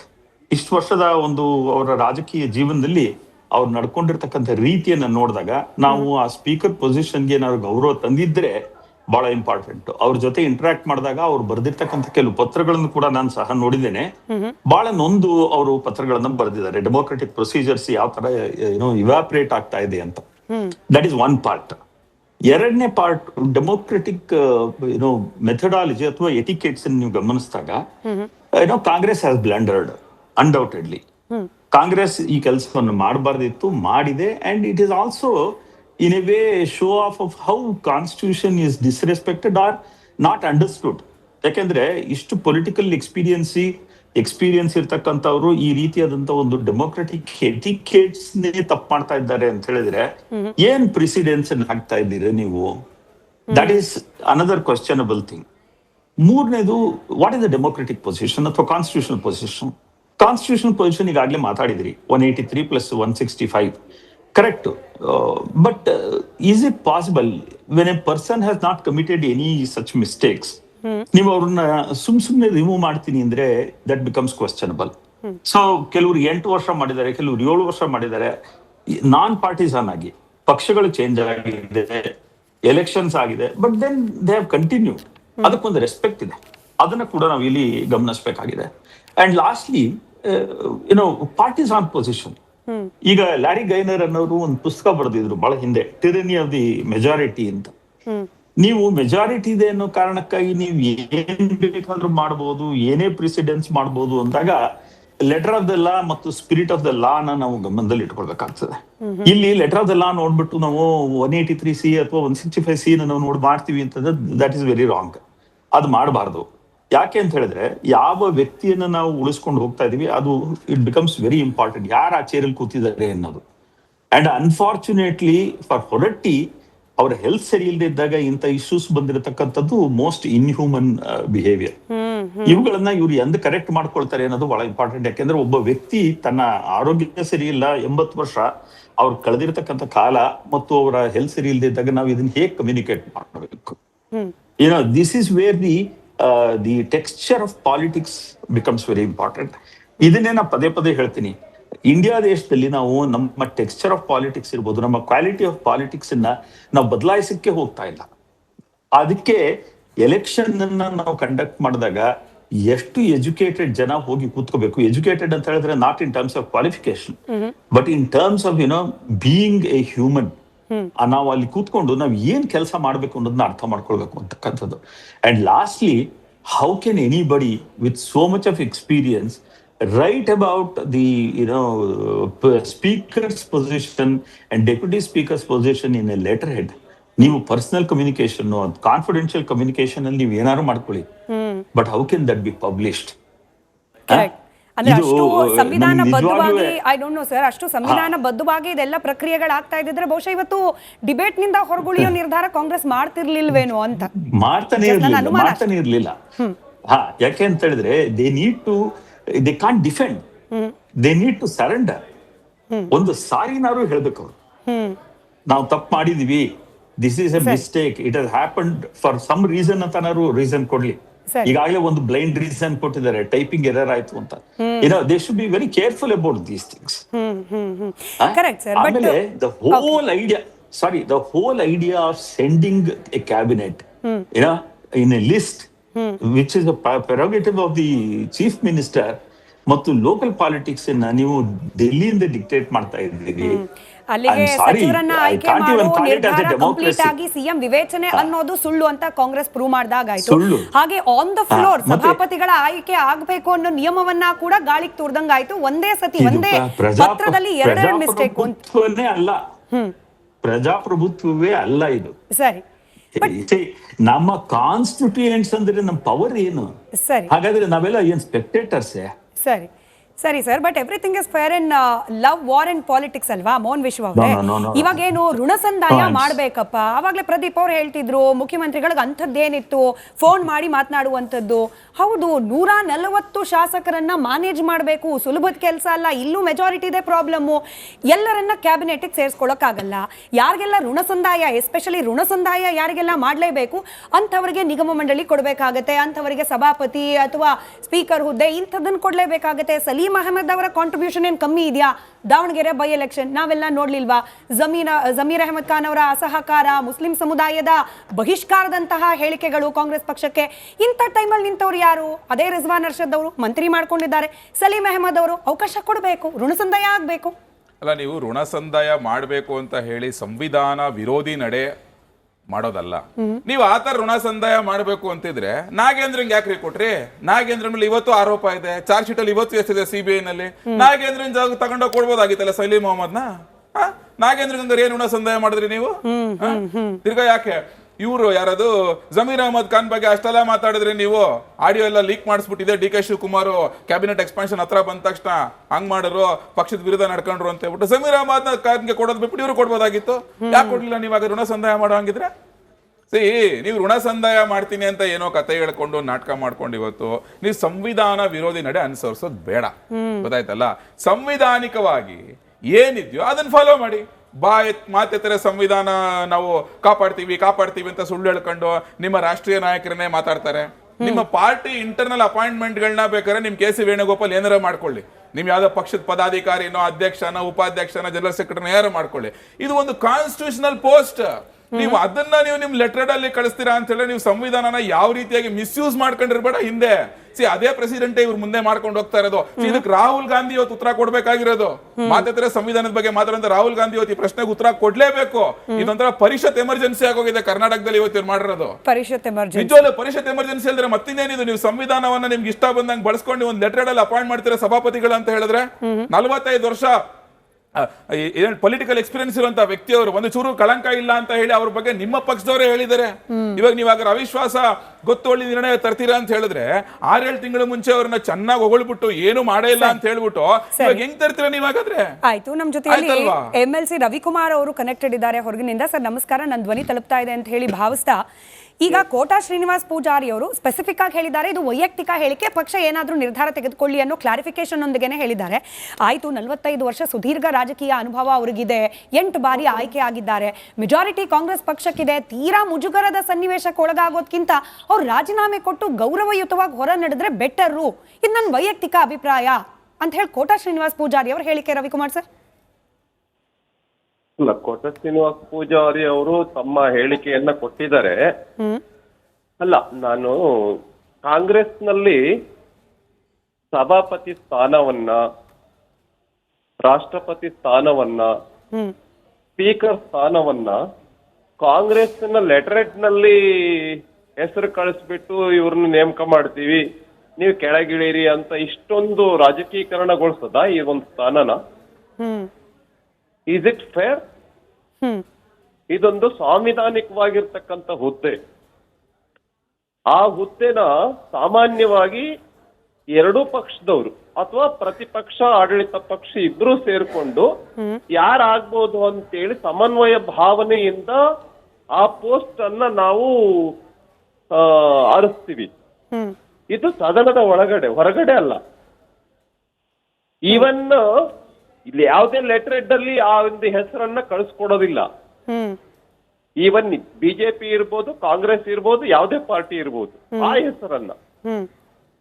ಆದ್ದರಿಂದ ಕಾಂಗ್ರೆಸ್ ಈ ರೀತಿ ಮಂತ್ರಿಗಳು ಏನು 19 ಜನರ ಮಂತ್ರಿಗಳನ್ನ ಹೆಸರು ಕಳಿಸ್ಕೊಡ್ತು, ಅದ್ರ ಜೊತೆನಲ್ಲಿ ಈ 4 ಜನರ ಹೆಸರನ್ನು ಕಳಿಸ್ಕೊಡ್ತಕ್ಕಂಥದ್ದು ಇದು ಮಾತೆತ್ತಿದ್ರ ಸಂವಿಧಾನ, ಮಾತೆತ್ತಿದ್ರ ಪ್ರಜಾಪ್ರಭುತ್ವ ಅಂತ ಹೇಳ್ತಾ ಇದೆಯಲ್ಲ ಕಾಂಗ್ರೆಸ್ಗೆ ನಾಚಿಕೆ ಆಗಲ್ವಾ? ಅಲ್ಲ ರವಿಕುಮಾರ್ ಸರ್, ಕ್ಷಮೆ ಇರಲಿ, ಈಗ ವೆರಿ ಸ್ಟ್ರೇಟ್ ಫಾರ್ವರ್ಡ್ಲಿ ಪ್ರಶ್ನೆ ಕೇಳಬೇಕು ಅಂತಂದ್ರೆ ಆಯ್ತಪ್ಪ, AICC ಲೆಟರ್ ಹೆಡ್ಡು ಪಬ್ಲಿಕ್ ಡೊಮೈನಿಗೆ ಬಂದ್ಬಿಡ್ತು, ಮಾಧ್ಯಮಗಳ ಕೈಗೆ ಸಿಕ್ಬಿಡ್ತು, ಹಿಂಗಾಗಿ ಇವತ್ತು ಈ ಚರ್ಚೆ ಮಾಡ್ತಾ ಇದ್ದೀರಿ. ತಾವು ಹಾಗೆ JDS ಪಕ್ಷದವರು. ಬಟ್ ಯಾವ ಪಕ್ಷದಲ್ಲಿ ಹೈಕಮಾಂಡ್ನ ಅಪ್ಪಣೆ ಇಲ್ಲದೆ ಸ್ಪೀಕರು ಅಥವಾ ಚೇರ್ಪರ್ಸನ್ ಇವ್ರುಗಳ ಆಯ್ಕೆ ಅಥವಾ ಕಂಟೆಸ್ಟ್ ಮಾಡ್ಲಿಕ್ಕೆ ಅಭ್ಯರ್ಥಿ ಆಯ್ಕೆ ಯಾವ ಪಕ್ಷದಲ್ಲಿ ಹೈಕಮಾಂಡ್ನ ಅಣತಿ ಇಲ್ಲದೆ ಆಗಿದೆ ಸರ್? ನಿಮ್ಮಲ್ಲೂ ಕೂಡ ಅದೇ ಪದ್ಧತಿ ಅಲ್ವಾ? ಒಂದು ಕ್ಯಾಂಡಿಡೇಟ್ ಹಾಕ್ಬೇಕು ಅಂದ್ರೆ ಗ್ರಾಮ ಪಂಚಾಯತಿ ಲೋಕಲ್ ಬಾಡೀಸ್ ಅಲ್ಲಿ ಆಕ್ಚುಲಿ ಪಕ್ಷ ಚಿಹ್ನೆನೇ ಇರೋದಿಲ್ಲ. ಹಂಗಿದ್ರೂ ಕೂಡ ಆಯ್ಕೆ ಆಗ್ಬೇಕಾದ್ರೆ ಹೈಕಮಾಂಡ್ ಗಮನಕ್ಕೆ ತಂದೆ ಅಲ್ವಾ ಆಗೋದು ಇವೆಲ್ಲವೂ? ಅಲ್ಲ, ನಡೆಯುತ್ತೆ, ಲೆಟರೇಟ್ ನಲ್ಲಿ ನಡೆಯಲ್ಲ. ಲೆಟರೇಟ್ ನಲ್ಲಿ ನಡೆಯಲ್ಲ. ಥ್ಯಾಂಕ್ ಯು ಸರ್, ನೀವು ತುಂಬಾ ಆನೆಸ್ಟ್ ಆಗಿ ಉತ್ತರ ಕೊಟ್ರಿ. ನಡೆಯುತ್ತೆ, ಬಟ್ ಇದು ಲೆಟರ್ ಹೆಡ್ ನಲ್ಲಿ ನಡೆದಿದ್ದು ಒಂದು ಆಕ್ಷೇಪ. ನಡೆಯಲ್ಲ, ನಾನು ಒಪ್ಕೊಳ್ತೀನಿ, ಖಂಡಿತ ಒಪ್ಕೊಳ್ತೀನಿ. ಅಟ್ಲೀಸ್ಟ್ ಅಷ್ಟಕ್ಕಾದ್ರೂ ಗೌರವ ಕೊಡ್ಬೇಕು. ನಾವ್ ಏನಪ್ಪ, ನಾವು ಲಜ್ಜೆಗೆಟ್ಟವರು, ನಮಗೇನ್ ಪ್ರಶ್ನೆನೇ ಇಲ್ಲ. ಅದನ್ನ ನಮಗೆ ಮೆಜಾರಿಟಿ ಇದೆ, ನೀವು ಬಿಟ್ಕೊಡಿ. ನಿಮಗೆ 8 ಸಾರಿ ಆಯ್ಕೆ ಆದ್ರೇನು, 10 ಸಾರಿ ಆಯ್ಕೆ ಆದ್ರೇನು, ಫೋನ್ ಮಾಡ್ತೀನಿ, ಕೆಳಗಿಳಿ. ನಿಮ್ದು ಅಚೀವ್ಮೆಂಟ್, ನಿಮ್ ಕೊಡುಗೆ, ನಿಮ್ ಪ್ರಜಾಪ್ರಭುತ್ವ, ನಿಮ್ ಮೌಲ್ಯಗಳು ತಗೊಂಡ್ ನಾನೇನ್ ಮಾಡ್ಲಿ? ಉಪ್ಪಿನಕಾಯಿ ಹಾಕೊಂಡ್ ನೆಕ್ಲಾ? ಹಾಗಾಗಿ ನಮಗೆ ಮೆಜಾರಿಟಿ ಇದೆ, ಗೌರವದಿಂದ ಕೆಳಗಿಳಿರಿ. ಇಲ್ಲ ಅಂತ ಹೇಳಿದ್ರೆ ನಾವು ಸದನದೊಳಗಡೆ ಮೆಜಾರಿಟಿ ಪ್ರೂವ್ ಮಾಡಿ ಕೆಳಗಿಳಿಸ್ತೀವಿ. ಈ ಒಂದು ದಾಸ್ಯತೆ ಏನಿದೆಯಲ್ಲ, ಇದು ಸರಿಯಲ್ಲ. ಇದು ಸರಿ. ರವಿಕುಮಾರ್ ಸರ್, ನಿಮ್ಮ ಹತ್ರ ಸಮಯ ಇದ್ರೆ ಒಂದೇ ಒಂದು ರಿಯಾಕ್ಷನ್ ಮುಂದೆ ಹೇಳ್ತೀನಿ. ಹೇಳಿ ನೀವು ಮಂತ್ರಿ ಪದವಿಯನ್ನು ಕೂಡ ಕೇಳಬೇಡಿ. ನೀವ್ ಬೇಜಾರಾಗ್ಬಿಟ್ರೆ ಮಂತ್ರಿ ಪದವಿನೂ ಕೇಳಬೇಡಿ. ಬೇಜಾರಾಗ್ಬಿಟ್ಟು ನೀವು ರಾಜೀನಾಮೆ ಕೊಟ್ಬಿಡ್ತೀವಿ ಅಂತ ಹೇಳಿದ್ರೆ 2 ನಿಮಿಷದಲ್ಲಿ ಅಕ್ಸೆಪ್ಟ್ ಮಾಡ್ತೀನಿ. ಇವೆಲ್ಲ ಏನ್ ತೋರಿಸ್ತಾ ಇದೆ? ಮೆಜಾರಿಟಿ ಇದೆ, ಸುಮ್ನೆ ಬಾಯಿ ಮುಚ್ಕೊಂಡು ನಾವು ಅನೌನ್ಸ್ ಮಾಡಿದೀವಿ, ಒಪ್ಕೊಳ್ಳಿ. ಬ್ಲಾಕ್ ಮೇಲಿಂಗ್ ಬಗ್ಗಲ್ಲ ಅನ್ನೋ ತರದಲ್ಲೂ ಇದನ್ನ ವಿಶ್ಲೇಷಣೆ ಮಾಡ್ಬೋದಲ್ಲ ಸರ್? ಅಂದ್ರೆ ಪಕ್ಷದ ಹೈಕಮಾಂಡ್ ನಿರ್ಧಾರಕ್ಕೆ ನೀವು ವಿರುದ್ಧವಾಗಿ ನಿಲ್ತೀರಿ ಅಂತಂದ್ರೆ ಈ ರೀತಿ ಬ್ಲಾಕ್ ಮೇಲ್ ತಂತ್ರಗಾರಿಕೆ ನಾವು ಬಗ್ಗೋದಿಲ್ಲ ಅನ್ನೋದು ಇರ್ಬೋದಲ್ಲ? ರಾಜೀನಾಮೆ ಕೊಡಿ, ಪರವಾಗಿಲ್ಲ. ಅಲ್ಲ, ಇರ್ಬೋದು. ಅಂದ್ರೆ ನೀವ್ ಎಂತೆಂತವ್ರನ್ನ ನೇಮಕ ಮಾಡಿದ್ರಿ? ಬಹಳ ಮೌಲ್ಯಯುತವಾಗಿರ್ತಕ್ಕಂಥವ್ರನ್ನ ನೇಮಕ ಮಾಡಿದಿರಾ? ನಾಗೇಂದ್ರ ಅವರು ಯಾಕೆ ನೇಮಕ ಮಾಡಿದ್ರಿ? ತೀರ್ಪು ಕೊಟ್ರ ನೀವು? ಸರಿ ತೀರ್ಪು ಸರಿ ಸರ್, ನಿಮ್ಮ ಹತ್ರ ಸಮಯ ಇದ್ರೆ ಇನ್ನೊಂದು ನಿಮಿಷ ಸರ್. JDS ವಕ್ತಾರರನ್ನ ಒಂದು ಪ್ರಶ್ನೆ ಕೇಳ್ಕೊಂಡು ನಿಮ್ಮ ಹತ್ರ ಇನ್ನೊಂದೇ ಒಂದು ಪ್ರಶ್ನೆಗೆ ಉತ್ತರ ಕೇಳೋಕಿದೆ sir, if you have time. Horatti ಅಂತ ಹಿರಿಯರನ್ನ ಈ ತರ ನಡೆಸ್ಕೊಳ್ಬಾರ್ದು. ರೈಟ್. ಅಲ್ಲಿಗೆ ಪ್ರದೀಪ್ ಅವರೇ, ಈ ಮೆಜಾರಿಟಿ ಅನ್ನೋ ದರ್ಪ ವಿರೋಧ ಪಕ್ಷಗಳು ವಿಶ್ಲೇಷಣೆ ಮಾಡ್ತಾ ಇರೋ ರೀತಿಯಲ್ಲಿ ಇದಕ್ಕೆ ಅವಕಾಶ ಮಾಡಿಕೊಟ್ಟಿದ್ದು ಕೂಡ ವಿರೋಧ ಪಕ್ಷನೇ ಅಲ್ವಾ? ಅನ್ಫಾರ್ಚುನೇಟ್ಲಿ ಕಳೆದ ಬಾರಿಯ ಪರಿಷತ್ ಚುನಾವಣೆಯಲ್ಲಿ ಬಿಜೆಪಿ ಹಾಗೆ JDS ನ ಎಲ್ಲಾ ಸದಸ್ಯರಲ್ಲಿ ಒಗ್ಗಟ್ಟಿದ್ದಿದ್ರೆ ಬಹುಶಃ ಇವತ್ತು ಈ ಧೈರ್ಯ ಕಾಂಗ್ರೆಸ್ ಪಕ್ಷಕ್ಕೆ ಬರ್ತಾ ಇರಲಿಲ್ಲ. ಈಗ ತಪ್ಪಿಯಾರ್ದು ಅಂತಂದ್ರೆ ನೀವು ಕೂಡ ಸಮಾನ ಹೊಣೆಗಾರರಿದ್ದೀರಿ. ಆ ಮೂಲಕ ಹೊರಟ್ಟಿಯವರಿಗೆ ಆಗ್ತಾ ಇರುವ ಅಪಮಾನ ನಿಮ್ಮ ವಿಶ್ಲೇಷಣೆಯ ಆಧಾರದಲ್ಲಿ ಹೇಳೋದಾದ್ರೆ ಇದಕ್ಕೆ ನೀವು ಕೂಡ ಹೊಣೆಗಾರರಾಗ್ತಿದ್ದೀರಿ, ನೀವು ನಿಮ್ಮ ಮೈತ್ರಿ ಪಾರ್ಟ್ನರ್. ಇಲ್ಲ, ನಿಮ್ಮ ಈ ಪ್ರಶ್ನೆ ಸರಿ ಇದೆ. ಆದರೆ ನಾವು ಒಂದೇ ಒಂದು ಸೀಟ್ ಗೆಲ್ಲಕ್ಕಾಗ್ತಾ ಇದ್ವು. ನಾವಿಬ್ರು ಮನಸ್ಪಟ್ಟರೆ ಒಂದೇ ಗೆಲ್ಲಕ್ಕಾಗ್ತಿತ್ತು. ಆದರೆ ಈ ನೆಕ್ಸ್ಟ್ ಮಂತ್ ಎಂಡಲ್ಲಿ ಅವ್ರಿಗೆ ಇನ್ನೂ ಅವಕಾಶಗಳಿದೆ. 1 ತಿಂಗಳು ಡಿಲೇ ಆಗ್ತಿತ್ತು ಅಷ್ಟೇ. ಅಷ್ಟು ಬಿಟ್ಟರೆ ಬಹುಶಃ ಮೆಜಾರಿಟಿ ಅನ್ನೋ ವಿಷಯ ಬಂದರೆ ಟೆಕ್ನಿಕಲಿ ಅವ್ರಿಗೆ ಅವಕಾಶ ಇದೆ ಕಾಂಗ್ರೆಸ್ ಪಕ್ಷಕ್ಕೆ, ಅದ್ರಲ್ಲಿ ನೋ ಡೌಟ್. ನಾವು ಫ್ಲೋರ್ ಆಫ್ ದಿ ಟೆಸ್ಟಲ್ಲಿ ಮೆಜಾರಿಟಿ ಮೂಲಕನೇ ನೀವು ಮಾಡ್ಕೊಳ್ಳಿ ಅನ್ನೋದು ಅಷ್ಟೇ ನಮ್ಮ ವಾದ. ನೀವು ನಿಮ್ಮ ಲೆಟ್ರೇಟ್ನ ಮಿಸ್ಯೂಸ್ ಮಾಡ್ಕೊತಾ ಇದ್ರಿ, ನೀವು ಕಾನ್ಸ್ಟಿಟ್ಯೂಷನ್ ಹುದ್ದೆಗೆ ಗೌರವ ಕೊಟ್ಟಿಲ್ಲ ಅನ್ನೋದು ಅಷ್ಟೇ ಪ್ರಶ್ನೆ ಇಲ್ಲಿ. ನೀವು ಸರಿಯಾದ ರೀತಿಯಲ್ಲಿ ಕ್ರಮವನ್ನು ವಹಿಸಿ ಸಂವಿಧಾನದ ಬಗ್ಗೆ ಮಾತಾಡೋರು, ಸಂವಿಧಾನದ ಬಗ್ಗೆ ಬೆಳಿಗ್ಗೆ ಭಾಷಣ ಮಾಡೋರು, ಸಂವಿಧಾನದ ಕೆಳಗಡೆ ಕೆಲಸ ಮಾಡಿತ್ತು ಅಷ್ಟೇ ನಮ್ಮ ವಾದನೆ ಹೊರತು ನಾವು ಈಗ ಈ ಸಂದರ್ಭದಲ್ಲಿ BJP ಮತ್ತು JDS ಪಕ್ಷಕ್ಕೆ ಸ್ಪಷ್ಟವಾದ ಬಹುಮತ ಇಲ್ಲ. ನಾನು ಯಾಕೆ ಕೇಳಿದೆ ಅಂದ್ರೆ ಸರ್, 24+6 BJP 24+ ನಿಮ್ಮ 6 ನಂದು ನಂಬರ್ಸ್ ಕರೆಕ್ಟ್ ಇದ್ರೆ, ತಪ್ಪಿದ್ರೆ ಕರೆಕ್ಟ್ ಮಾಡಿ. 31 ಪ್ಲಸ್ ಇನ್ನೊಂದು ಎಕ್ಸ್ಟ್ರಾ ಪಕ್ಷೇತರರನ್ನು ಮ್ಯಾನೇಜ್ ಮಾಡಿದಿದ್ರೆ ಅಪ್ ಟು 32 ಆಗ್ತಾ ಇತ್ತು ಸರ್. ಕಾಂಗ್ರೆಸ್ ಅವಾಗ 37, ನಿಮ್ದೇ ಲೆಕ್ಕದ ಪ್ರಕಾರ ಹೋಗೋದಾದ್ರೂ ಕೂಡ ಇವಾಗ 38, 37 ಇರ್ತಿತ್ತು. ಸಂಹೌ ಮ್ಯಾನೇಜ್ ಮಾಡಬಹುದಾಗಿತ್ತೇನೋ ಸರ್? ಇದು ಅಸೆಂಬ್ಲಿಯಲ್ಲಿ ಬಂದಾಗ ವೋಟಿಂಗ್ ಬಿದ್ದಾಗ ಸಂಹೌ ನಿಮಗೆ ಆಪ್ಷನ್ ಇತ್ತು. ಈ ಅಬ್ಸಲ್ಯೂಟ್ ಮೆಜಾರಿಟಿ ಅನ್ನೋ ಧೈರ್ಯಕ್ಕೆ ಕಾರಣವಾಗಿದ್ದು ನಿಮ್ಮ ಎಡವಟ್ಟು ಕೂಡ ಅಲ್ವಾ ಅನ್ನೋದು ಅನುಮಾನ. ಅಲ್ಲ, ಅದು ನೀವು ಹೇಳ್ತಾ ಇರೋ ಒಂದು ಪಾಯಿಂಟ್, ಒಂದು ಆಂಗಲ್ ಸರಿ ಇದೆ. ನಾವಿಬ್ರು ಕೂಡ ಕೂತ್ಕೊಂಡು ಅವತ್ತು ಸರಿಯಾದ ರೀತಿಯಲ್ಲಿ ಒಂದಷ್ಟು ಸ್ಟ್ರಾಟಜಿಯನ್ನ ಮಾಡಿದ್ರೆ, ಒಂದಷ್ಟು ತಂತ್ರ, ಒಂದು ಟೆಕ್ನಿಕಲ್ ಆಗಿ ನಾವು ಯೋಚನೆ ಮಾಡಿದ್ರೆ ಖಂಡಿತ ಯಶಸ್ವಿ ಆಗ್ಬೋದಿತ್ತು. ಎಲ್ಲ ಒಂದ್ ಕಡೆ ಒಂಚೂರು ಅದು ಇನ್ನರ್ ಪಾಲಿಟಿಕ್ಸ್ ನಾವು ಮಾಡೋದ್ರಲ್ಲಿ ಇಬ್ರು ಫೇಲ್ಯೂರ್ ಆಯ್ತು, ನಾವು ಒಪ್ಕೋತೀವಿ. ಆದರೆ ನೀವು ಬಹುಮತ ಇರುವ ಕಾರಣಕ್ಕೋಸ್ಕರ ನಿಮ್ಮ ಸಂವಿಧಾನ ವಿರೋಧಿ ನಡೆಯನ್ನ ನಾವು ವಿರೋಧ ಮಾಡ್ತಾ ಇರ್ತಕ್ಕಂಥದ್ದು. ನಾವಿಲ್ಲಿ ಕಾಂಗ್ರೆಸ್ ಪಕ್ಷ ವಿಧಾನ ಪರಿಷತ್ತಲ್ಲಿ ನಾವೇನೋ ಸಾಧನೆ ಮಾಡ್ಬಿಡಕ್ಕಾಗಲ್ಲ. ಇವತ್ತು ನೀವು ಮಾಡ್ತಾ ಇದ್ದೀರಲ್ಲ, ನೀವು ಇವತ್ತು ಮಿನಿಸ್ಟ್ರುಗಳಿಗೆ ಅವಕಾಶ ಸಿಕ್ಕಿಲ್ಲ ಅಂತೇಳಿ ಯಾರ್ಯಾರಿಗೆ ಎಲ್ಲೆಲ್ಲಿ ಅವಕಾಶನ ಕೊಡೋಕ್ಕಾಗ್ದಾರ ಕರ್ಕೊಬಂದು ಈ ರೀತಿ ಇವ್ರನ್ನ ತೆಗೆದಾಕಿ ಅವಕಾಶ ಕೊಡಕ್ಕೆ ಹೋಗಿದ್ರಲ್ಲ, ಅದು ತಪ್ಪಲ್ವಾ? ನೀವು ಯಾರಿಗೋ ಅವಕಾಶ ಸಿಕ್ಕಿಲ್ಲ ಅನ್ನೋ ಕಾರಣಕ್ಕೋಸ್ಕರ ಅವ್ರು ತಗೊಬಂದು ಇಲ್ಲಿ ಕುಣಿಸಿ ಅವ್ರಿಗೇನೋ ಅವಕಾಶ ಕೊಟ್ಟು ಅವ್ರು ಇದನ್ನು ರಿಹ್ಯಾಬಿಲಿಟೇಷನ್ ಸೆಂಟರ್ ಇದು. ನೀವು ಯಾವ ಕ್ರಮವನ್ನು ವಹಿಸ್ತಾ ಇದ್ದೀರಾ ಹೇಳಿ? ನೀವು ಒಬ್ಬ ಸೀನಿಯರ್ ಲೀಡರ್ಗೆ ಇಷ್ಟೆಲ್ಲ ಅವತ್ತು ಹಿಂದೆ ಸಿದ್ದರಾಮಯ್ಯನವರು ಇರ್ಬೋದು, ಹಿಂದೆ ಇದ್ದಂಥ ಎಲ್ಲ ಅನೇಕ ನಾಯಕರು, ಹಾಗೆ ಮೋಹನ್ ವಿಶ್ವ ಅವರು ಹೇಳಿದಾಗೆ ಎಷ್ಟು ಗೌರವತೆ ನಡೆಸ್ಕೊಂಡು, ಮತ್ತು ಅವರು ಇದುವರೆಗೆ ನಾನು ನೋಡಿದಾಗೆ, ನಾವು ಕಳೆದ 20-25 ವರ್ಷ ರಾಜಕಾರಣ ನೋಡಿದಾಗ ಬಸವರಾಜ ಹೊರಟ್ಟಿ ಅವರಿಗೆ ಒಂದು ಸುದೀರ್ಘವಾದ ರಾಜಕೀಯ ಹಿನ್ನೆಲೆ ಇದೆ ಮತ್ತು ಅದು ಸಚ್ಚಾರಿತರಾಗಿದ್ದಾರೆ ಮತ್ತು ಗೌರವಯುತವಾಗಿ ನಡ್ಕೊಂಡಿದ್ದಾರೆ. ಯಾವತ್ತೂ ಒಂದು ಮಿತಿಯನ್ನು ಮೀರದೆ ನಡ್ಕೊಂಡಿದ್ದಾರೆ. ಅಂಥ ವ್ಯಕ್ತಿನ ಇಳಿಸ್ಬೇಕಾದ್ರೆ ಗೌರವಯುತವಾಗಿ ಅವ್ರನ್ನ ಸಂವಿಧಾನದ ಕೆಳಗಡೆ, ಸಂವಿಧಾನ ಅಡಿಯಲ್ಲಿ ನಿಯಮಗಳಿಗೆ ಪ್ರಕಾರ ನಡ್ಕೊಂಡಿದ್ರೆ ಸರಿ ಹೋಗ್ತಿತ್ತು. ಅಷ್ಟೇ ಆಗ್ತಾ ಇದೆ. ಇದೇ ಮೆಜಾರಿಟಿ ಪ್ರಶ್ನೆಯನ್ನು ಮುಂದುವರಿಸ್ತಾ ಧ್ರುವಕುಮಾರ್ ಸರ್, ನಾವು ಈ ಬೈಬಲ್ ಆಫ್ ಲೆಜಿಸ್ಲೇಟಿವ್ ಪ್ರೊಸೀಡಿಂಗ್ಸ್ ಅಥವಾ ವರ್ಕಿಂಗ್ ಅನ್ನೋದಕ್ಕೆ ಸಂಬಂಧಪಟ್ಟಂತೆ ನಾವು ಬಹಳ ಮಾತನಾಡೋದು practice and procedure of parliament ಪುಸ್ತಕ, ಕೌಲ್ ಹಾಗೆ ಶಾಕ್ದರ್ ಅವ್ರದ್ದು. ಇದ್ರ ಪ್ರಕಾರ ಏನ್ ಹೇಳಲಾಗುತ್ತೆ, ನಾನು ಹೋಮವರ್ಕ್ ತಪ್ಪಿದ್ರೆ ಅಗೇನ್ ಸರ್ ಕರೆಕ್ಟ್ ಮಾಡಿ ಹೇಳಿ, ಅಬ್ಸಲ್ಯೂಟ್ ಮೆಜಾರಿಟಿ ಇರಲೇಬೇಕು ಅಂತ ಹೇಳಿ. ಅಂದ್ರೆ ಆ ದಿನ ಅಲ್ಲಿ ಉಪಸ್ಥಿತರಿರುವ ಸದಸ್ಯರ ವೋಟಿಂಗ್ ಮಾತ್ರ ಅಲ್ಲ, ಇಡೀ ಪರಿಷತ್ನ ಸದಸ್ಯರ ಸಂಖ್ಯೆಗೆ ಅನುಗುಣವಾಗಿ ಅಂತ ಹೇಳಿ. ಇದೆಲ್ಲೋ ಒಂದ್ ಕಡೆ ಹೊರಟ್ಟಿ ಅವ್ರಿಗೆ ಕಾನ್ಫಿಡೆನ್ಸ್ ಕೊಡ್ತಾ ಇದೆಯಾ? ಇನ್ನೂ ಕೂಡ ಇನ್ ಕೇಸ್ ಇದೇನಾದ್ರೂ ಇವ್ರು ನೋ ಕಾನ್ಫಿಡೆನ್ಸ್ ಮೋಷನ್ ನ ಹಾಕಿ ನನಗೆ ವೋಟಿಂಗ್ ನ ಮೂಲಕವೇ ಕೆಳಗಿಳಿಸೋ ಪ್ರಯತ್ನ ಮಾಡಿದ್ರೆ ಐ ಸ್ಟಿಲ್ ಹ್ಯಾವ್ ಚಾಯ್ಸ್ ಅಥವಾ ಆಪ್ಷನ್ಸ್ ಅನ್ನೋ ರೀತಿಯಲ್ಲಿ ಏನಾದ್ರೂ ಕಾನ್ಫಿಡೆನ್ಸ್ ಕೊಡ್ಲಿಕ್ಕೆ ಸಾಧ್ಯ ಇದೆಯಾ ಅಂತ? ಇಲ್ಲ ಮೇಡಮ್, ಇದು ಅವಿಶ್ವಾಸ ನಿರ್ಣಯ ತಂದಾಗ ಚರ್ಚೆಗೆ ಅವಕಾಶ ಮಾಡಿಕೊಟ್ಬಿಟ್ರೆ ಅವತ್ತಿನ ಸದನದಲ್ಲಿ ಎಷ್ಟು ಜನ ಹಾಜರಾಗಿರ್ತಾರೆ, the then members present, not absolute majority, the then members present on the floor of the house ಓಟ್ಗೆ ಹಾಕಿದಾಗ ಅದ್ರ ಫಲಿತಾಂಶ ಏನಾಗುತ್ತೆ, ಅವ್ರಿಗೆ ಮೆಜಾರಿಟಿ ಇದ್ದರೆ ಅವರು ಕೆಳಗೆ ಇಳಿಲೇಬೇಕಾಗುತ್ತೆ, ಇಲ್ಲ ಅಂತ ಹೇಳಿದ್ರೆ ಮುಂದುವರಿತಾರೆ. ಸೇಮ್ ಅದೇ ಥರ ಶಂಕರಮೂರ್ತಿ ಕೇಸು ಆಗೋಯ್ತು. ಆದರೆ ಇಲ್ಲಿ ಏನಿದೆ ಅಂದರೆ ಇದಕ್ಕೆ ಈ ಚರ್ಚೆಗೆ ಅವಕಾಶ ಕೊಡಬಾರ್ದಾಯ್ತು. ಹೊರಟ್ಟಿವರೆಗೆ ಯಾವ ಈ ಒಂದು ಹಂತಕ್ಕೆ ಬಂದಾಗ ಆತ್ಮಗೌರವ ಉಳಿಸ್ಕೋಬೇಕಾದ್ರೆ ಅವ್ರು ಕೊಟ್ಬಿಡ್ಬೋದು. ಹಿಂದೆ ಎಷ್ಟೋ ಜನ ಕೊಟ್ಟಿದ್ದಾರೆ, ರಾಜೀನಾಮೆ ಕೊಟ್ಟಿಲ್ಲ ಅಂತ ಹೇಳೋಕ್ಕಾಗಲ್ಲ, ಮಂತ್ರಿಗಳೇ ಕೊಟ್ಟಿರ್ತಾರೆ ಅಲ್ವಾ?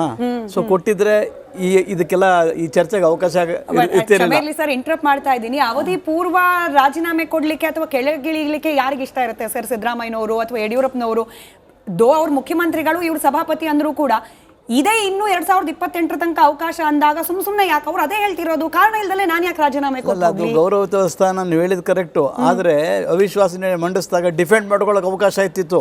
ಇನ್ನು ಬೆಳಕು ಚೆಲ್ಬೋದು ಅವರು. ಈಗ ಇಲ್ಲ ಅಂತ ಹೇಳೋಕ್ಕಾಗಲ್ಲ. ಅವಿಶ್ವಾಸ ನಿರ್ಣಯ ಮಂಡಿಸ್ಲಿ, ನಿಂತ ನಿರ್ದಿಷ್ಟವಾದ ಆರೋಪ, ಫಾರ್ ಶಂಕರಮೂರ್ತಿ ಮೇಲೆ ಯಾವುದೋ ಗಾಂಧಿ ಪ್ರತಿಮೆ ಬಗ್ಗೆ ಯಾವ ಕ್ಷುಲ್ಲಕ ವಿಚಾರಗಳು ಬಂತು, ಚರ್ಚೆ ಆಯಿತು, ಡಿಫೆಂಡ್ ಮಾಡಿಕೊಂಡ್ರು, ಆಮೇಲೆ ಸರ್ಕಾರನೇ ಸೋತರು. ಈಗಲೂ ಇವರಿಗೆ ವಿಫಲವಾದ ಅವಕಾಶ ಇದೆ. ಅವರು ಅಷ್ಟೊಂದು ಯಾವುದೇ ರೀತಿಯ ನನ್ನ ಮೇಲೆ ಆಪಾದನೆಗಳಿಲ್ಲ ಅಂತ ಹೇಳಿದ್ರೆ ಹ್ಯಾಸ್ ಗಾಟ್ ಏನು ಗಟ್ಸ್ ಆ್ಯಂಡ್ ರೈಟ್, ಅದರಿಂದ ಅವ್ರು ಕೂತಿದ್ದಾರೆ ಅಂತ ನಾನು ಅಂದ್ಕೊಂಡಿದ್ದೀನಿ. ಆದರೆ ಇನ್ನೊಂದು ವಿರೋಧ ಪಕ್ಷ ವೈಫಲ್ಯನೂ ನಾನು ಹೇಳ್ತೀನಿ. ಖಾದರ್ ಅವ್ರ ಮೇಲೆ 108 ಆಪಾದನೆ ಯಾರು ಮಾಡಿದ್ದು? ವಿಶ್ವೇಶ್ವರ ಕಾಗೇರಿ ಅವರು, ನನ್ನದರದೇ ಬಿಜೆಪಿ MP. ಬಹಳ ಬೀಗ ಕುರ್ಚಿ ಟೇಬಲ್ ಲೆಕ್ಕ ಎಲ್ಲ ಹೇಳಿಬಿಟ್ರು. ಎಂತೆಂಥ ಪದಗಳು ಬಳಸಿದ್ರೆ ಆವಾಗ ಇವ್ರು ಯಾರು ವಿರೋಧ ಮಾಡಲಿಲ್ಲ. ವಿರೋಧ ಪಕ್ಷ ಅವಿಶ್ವಾಸ ನಿರ್ಣಯವನ್ನು ಮಂಡಿಸಲಿಲ್ಲ. Against speaker they should have moved a motion, but ಯಾರು ಇನಿಷಿಯೇಟ್ ಮಾಡಲಿಲ್ಲ. ಅದೇ ವೀಕ್ನೆಸ್ಗೆ ಇವ್ರು ಈ ಥರ ಮಾಡ್ತಾ ಇದ್ದಾರೆ ಅಂತ ನನ್ನ ಭಾವನೆ. ಸರ್ ಹೇಳಿದಕ್ಕೆ ಎಸ್, ಅಲ್ಲಿ ನಿರ್ದಿಷ್ಟವಾದ ಕಾರಣ ಇತ್ತು. ಆದ್ರೆ ಮೋಷನ್ ಮೂವ್ ಮಾಡಿದ್ರೆ ನಾವು ಸೋಲ್ತಾ ಇದ್ವಿ. ಆದ್ರೆ ಇಲ್ಲಿ ಈ ಇಶ್ಯೂದಲ್ಲಿ ಇಲ್ಲಿ ಕಾರಣ ಇಲ್ಲ. ಈ ಮೋಷನ್ ಇಲ್ಲಿ ಯಾವ ಕಾರಣವನ್ನ ಇಟ್ಕೊಂಡು ಮೂವ್ ಮಾಡ್ತೀರಾ? ಅದು ಪ್ರಶ್ನೆ ಇರ್ತಕ್ಕಂಥದ್ದು. ಯಾಕಂದ್ರೆ ಒಂದು ಆಪಾದನೆ ಇರಬೇಕು, ಒಂದು ಏನಾದ್ರು ಒಂದು ಅದ್ರ ಮೇಲೆ ಒಂದು ಆಪಾದನೆ ಇದ್ದಾಗ ಅವ್ರ ಮೇಲೆ ಏನಾದ್ರು ಒಂದು ಸ್ಟ್ರೆಚಸ್ ಇದ್ದಾಗ ನೀವು ಪಾಸ್ ಮಾಡುವುದು ನಿರ್ಣಯವನ್ನ. ಈಗ ಮಾಡಕ್ ಪಾಸೇ ಇಲ್ವಾ? ಅವಕಾಶ ಅವ್ರ ಪಾಯಿಂಟ್ ಇನ್ನೊಂದು ಆಡ್ ಮಾಡ್ತೀನಿ. ಸಾರಿ ಸರ್, ನೀವು ಜಸ್ಟ್ ರಾಜಕೀಯ ಆಪಾದನೆ ಮಾಡಕ್ ಆಗಲ್ಲ. Court can ಇಂಟರ್ವ್ಯೂನ್ and court can give A stay also. Just like that ರಾಜಕೀಯ ಆಪಾದನೆ ಮಾಡ್ಬಿಟ್ಟು ರಾಹುಲ್ ಗಾಂಧಿ ರಸ್ತೆಲಿ ಸುಮ್ನೆ ಬೈಕ್ ಬಂದಾಗ ಮಾತಾಡ್ತಾರೆ ಗೊತ್ತಾ, ಅಥವಾ ಪ್ರಿಯಾಂಕಾ ಖರ್ಗೆ ಮಾತಾಡ್ತಾರೆ ಗೊತ್ತಾ, ಸುಮ್ನೆ RSS ಅದು ಇದು ಅಂತ ಹೇಳ್ಬಿಟ್ಟು ಹಂಗೆಲ್ಲ ಮಾತಾಡ್ಕೊಂಡು ಇಲ್ಲಿ ನೀವು ಆಪಾದನೆ ಮಾಡಿ ಇವ್ರ ಮೇಲೆ ನೀವೇನು ಅವಿಶ್ವಾಸದ ಮಂಡನೆ ಮಾಡೋದಕ್ಕೆಲ್ಲ ಆಗೋದಿಲ್ಲ. ಗುರುತರವಾದ ಆಪಾದನೆ ಇರಬೇಕು. ಅವಿಶ್ವಾಸ ನಿರ್ಣಯವನ್ನ ಮನ್ನೆ ಮಾಡ್ಲಿಕ್ಕೆ ಸಾಧ್ಯ. ಅದ್ರ ಮೇಲೆ ಚರ್ಚೆ ಆಗ್ಬೇಕು, ಅವಾಗ ಅವಕಾಶ ಇರೋದು. ಇಲ್ಲಿ ಅಂತ ಅವಕಾಶ ಇಲ್ವಲ್ಲ, ಅವ್ರ ಮೇಲೆ ಯಾವ ಆಪಾದನೆನೂ ಇಲ್ವಲ್ಲ.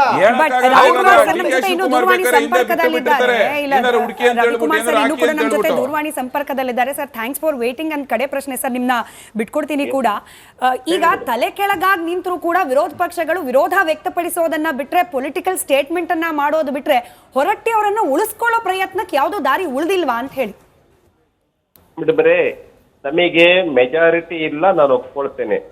ಆದ್ರೆ ಫ್ಲೋರ್ ಆಫ್ ದಿ ಹೌಸ್ ನಮಗೂ ಕೂಡ ಮೆಜಾರಿಟಿ ಇದ್ದಾಗ, ಅಲ್ಲ ಕಾಂಗ್ರೆಸ್ಸಿಗೆ ಮೆಜಾರಿಟಿ ಇದ್ದಾಗ, ನಾವು ಪ್ರತಿಪಕ್ಷದಲ್ಲಿದ್ದಾಗ ಒಂದು, ಆಮೇಲೆ ನಾವು ಮೆಜಾರಿಟಿ ಇದ್ದಾಗ ಕಾಂಗ್ರೆಸ್ಗೆ ಪ್ರತಿಪಕ್ಷದಲ್ಲಿದ್ದಾಗ, ಉದಾಹರಣೆ ಪ್ರತಾಪ್ ಚಂದ್ರ ಶೆಟ್ಟಿ ಪ್ರತಾಪ್ ಚಂದ್ರ ಶೆಟ್ಟಿ ಮುಂದುವರಿತಾ ಇರುವಾಗ ಇದು ನಮಗ್ ಮೆಜಾರಿಟಿ ಇತ್ತು. ನಮಗ್ ಮೆಜಾರಿಟಿ ಇತ್ತು. ಇದು ನಾನು ಬಹಳ ವರ್ಷದಿಂದ ಹೇಳ್ತಾ ಇಲ್ಲ, ಈಗ ಒಂದು 3 ವರ್ಷದ ಕೆಳಗಡೆ. ಸರಿ, ಅವಾಗ ನಾವು ಮುಂದುವರಿಸ್ಲಿಲ್ವಾ ಅವ್ರನ್ನ? ಶಂಕರ್ ಮೂರ್ತಿ ಅವರು ಮುಂದುವರಿಲಿಲ್ವಾ?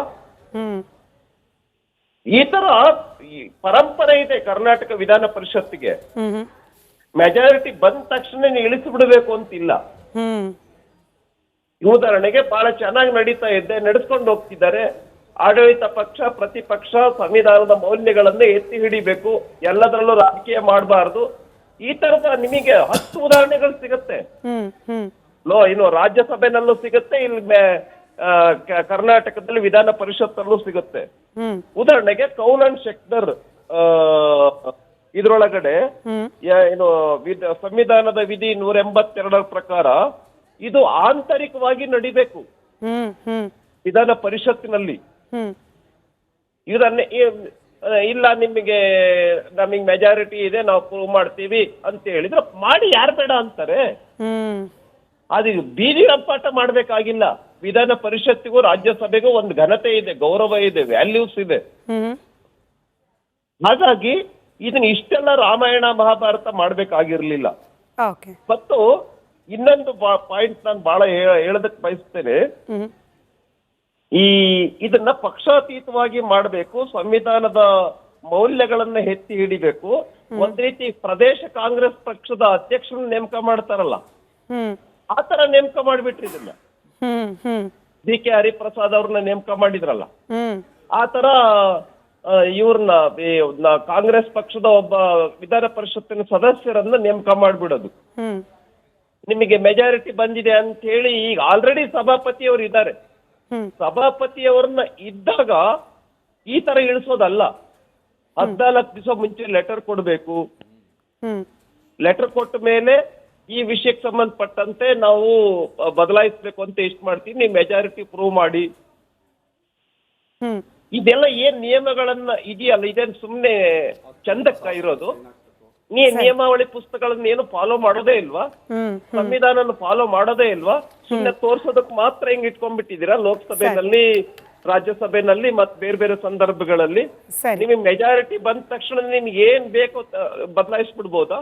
ಸರಿ, ಹಿರಿಯರನ್ನ ಮೌಲ್ಯಗಳನ್ನ ಮೌಲ್ಯಗಳನ್ನ ಎತ್ತಿ ಹಿಡೀರಿ. ಆಯ್ತು, ಬದಲಾಯಿಸಲೇಬೇಕು ಅನ್ನೋ ಉದ್ದೇಶ ಇದ್ದಿದ್ರೆ ಯು ಕೂಡ followed the procedure and behaved better ಅಂತ ಹೇಳ್ತಾ ಇದ್ರಿ. ನೀವೇ thank you so much sir ನಿಮ್ಮ ಸಮಯಕ್ಕಾಗಿ. ಹರೀಶ್ ರಾಮಸ್ವಾಮಿ ಸರ್ ಕೂಡ ಇದ್ದಾರೆ. ಸರ್, ಭೋಜೇಗೌಡರು ಇವತ್ತು ಇದೇ ವಿಚಾರಕ್ಕೆ ಪ್ರತಿಕ್ರಿಯೆ ನೀಡುವಾಗ ಹೇಳ್ತಾರೆ, ಇದು ಹೊರಟ್ಟಿ ಆಸ್ ಅ ಪರ್ಸನ್ಗೆ ಮಾಡ್ತಿರುವ ಅಪಮಾನ ಅಲ್ಲ, ಇದು ಸಭಾಪತಿ ಅನ್ನೋ ಹುದ್ದೆ ಏನಿದೆ, ಆ ಚೇರ್ ಏನಿದೆ, ಅದಕ್ಕೆ ಮಾಡ್ತಾ ಇರೋ ಅಪಮಾನ ಇದು. Should we see this as a political statement, ಕೇವಲ ರಾಜಕೀಯ ಹೇಳಿಕೆನಾ ಅಥವಾ ಸತ್ಯನಾ ಅಂತ? ಸತ್ಯ. ಯಾಕೆ ಅಂತ ಹೇಳಿದ್ರೆ you have to separate the person from the chair. ಈಗ ಚೇರ್ಗೆ ಒಂದು ಪ್ರೊಸೀಜರ್ ಇದೆ ಅಂತ ಹೇಳುವಾಗ ಆ ಚೇರ್ಗೆ ನಾವು ಕಾನ್ಸ್ಟಿಟ್ಯೂಷನ್ ಪ್ರೊಸೀಜರ್ ನ ಫಾಲೋ ಮಾಡೋದು ಬಹಳ ಗೌರವ. ಒಂದನೇದು. ಎರಡನೇದು, ನೀವು ವ್ಯಕ್ತಿಗತವಾಗಿ ಇದನ್ನ ನೀವು ನೋಡಿದಾಗ Horatti is worth that chair. So ಕೆಲವೊಮ್ಮೆ ವ್ಯಕ್ತಿಯಿಂದ ಚೇರ್ಗೆ ಘನತೆ ಬರ್ತದೆ, ಕೆಲವೊಮ್ಮೆ ಚೇರಿಂದ ವ್ಯಕ್ತಿಗೆ ಘನತೆ ಬರ್ತದೆ. ಬಟ್ ಇಲ್ಲಿ ವ್ಯಕ್ತಿಯಿಂದ ಚೇರ್ಗೆ ಘನತೆ ಬಂದು ಚೇರ್ಗೆ ಇರುವಂತ ಘನತೆ ಕೂಡ ವ್ಯಕ್ತಿ ಜೊತೆಗೆ ಹೊಂದಾಣಿಕೆ ಆಗಿದೆ.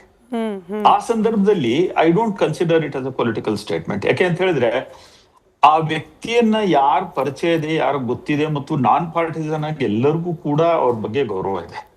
ಅದಕ್ಕಾಗಿ ಇಷ್ಟು ಡಿಬೇಟ್ ಆಗ್ತಾ ಇದೆ. ಅದಿಲ್ಲದೆ ಹೋಗಿದ್ರೆ ಬಹುಶಃ ಇಷ್ಟು ಡಿಬೇಟ್ ನಾವು ಯಾರು ಮಾಡ್ತಿರ್ಲಿಲ್ಲ.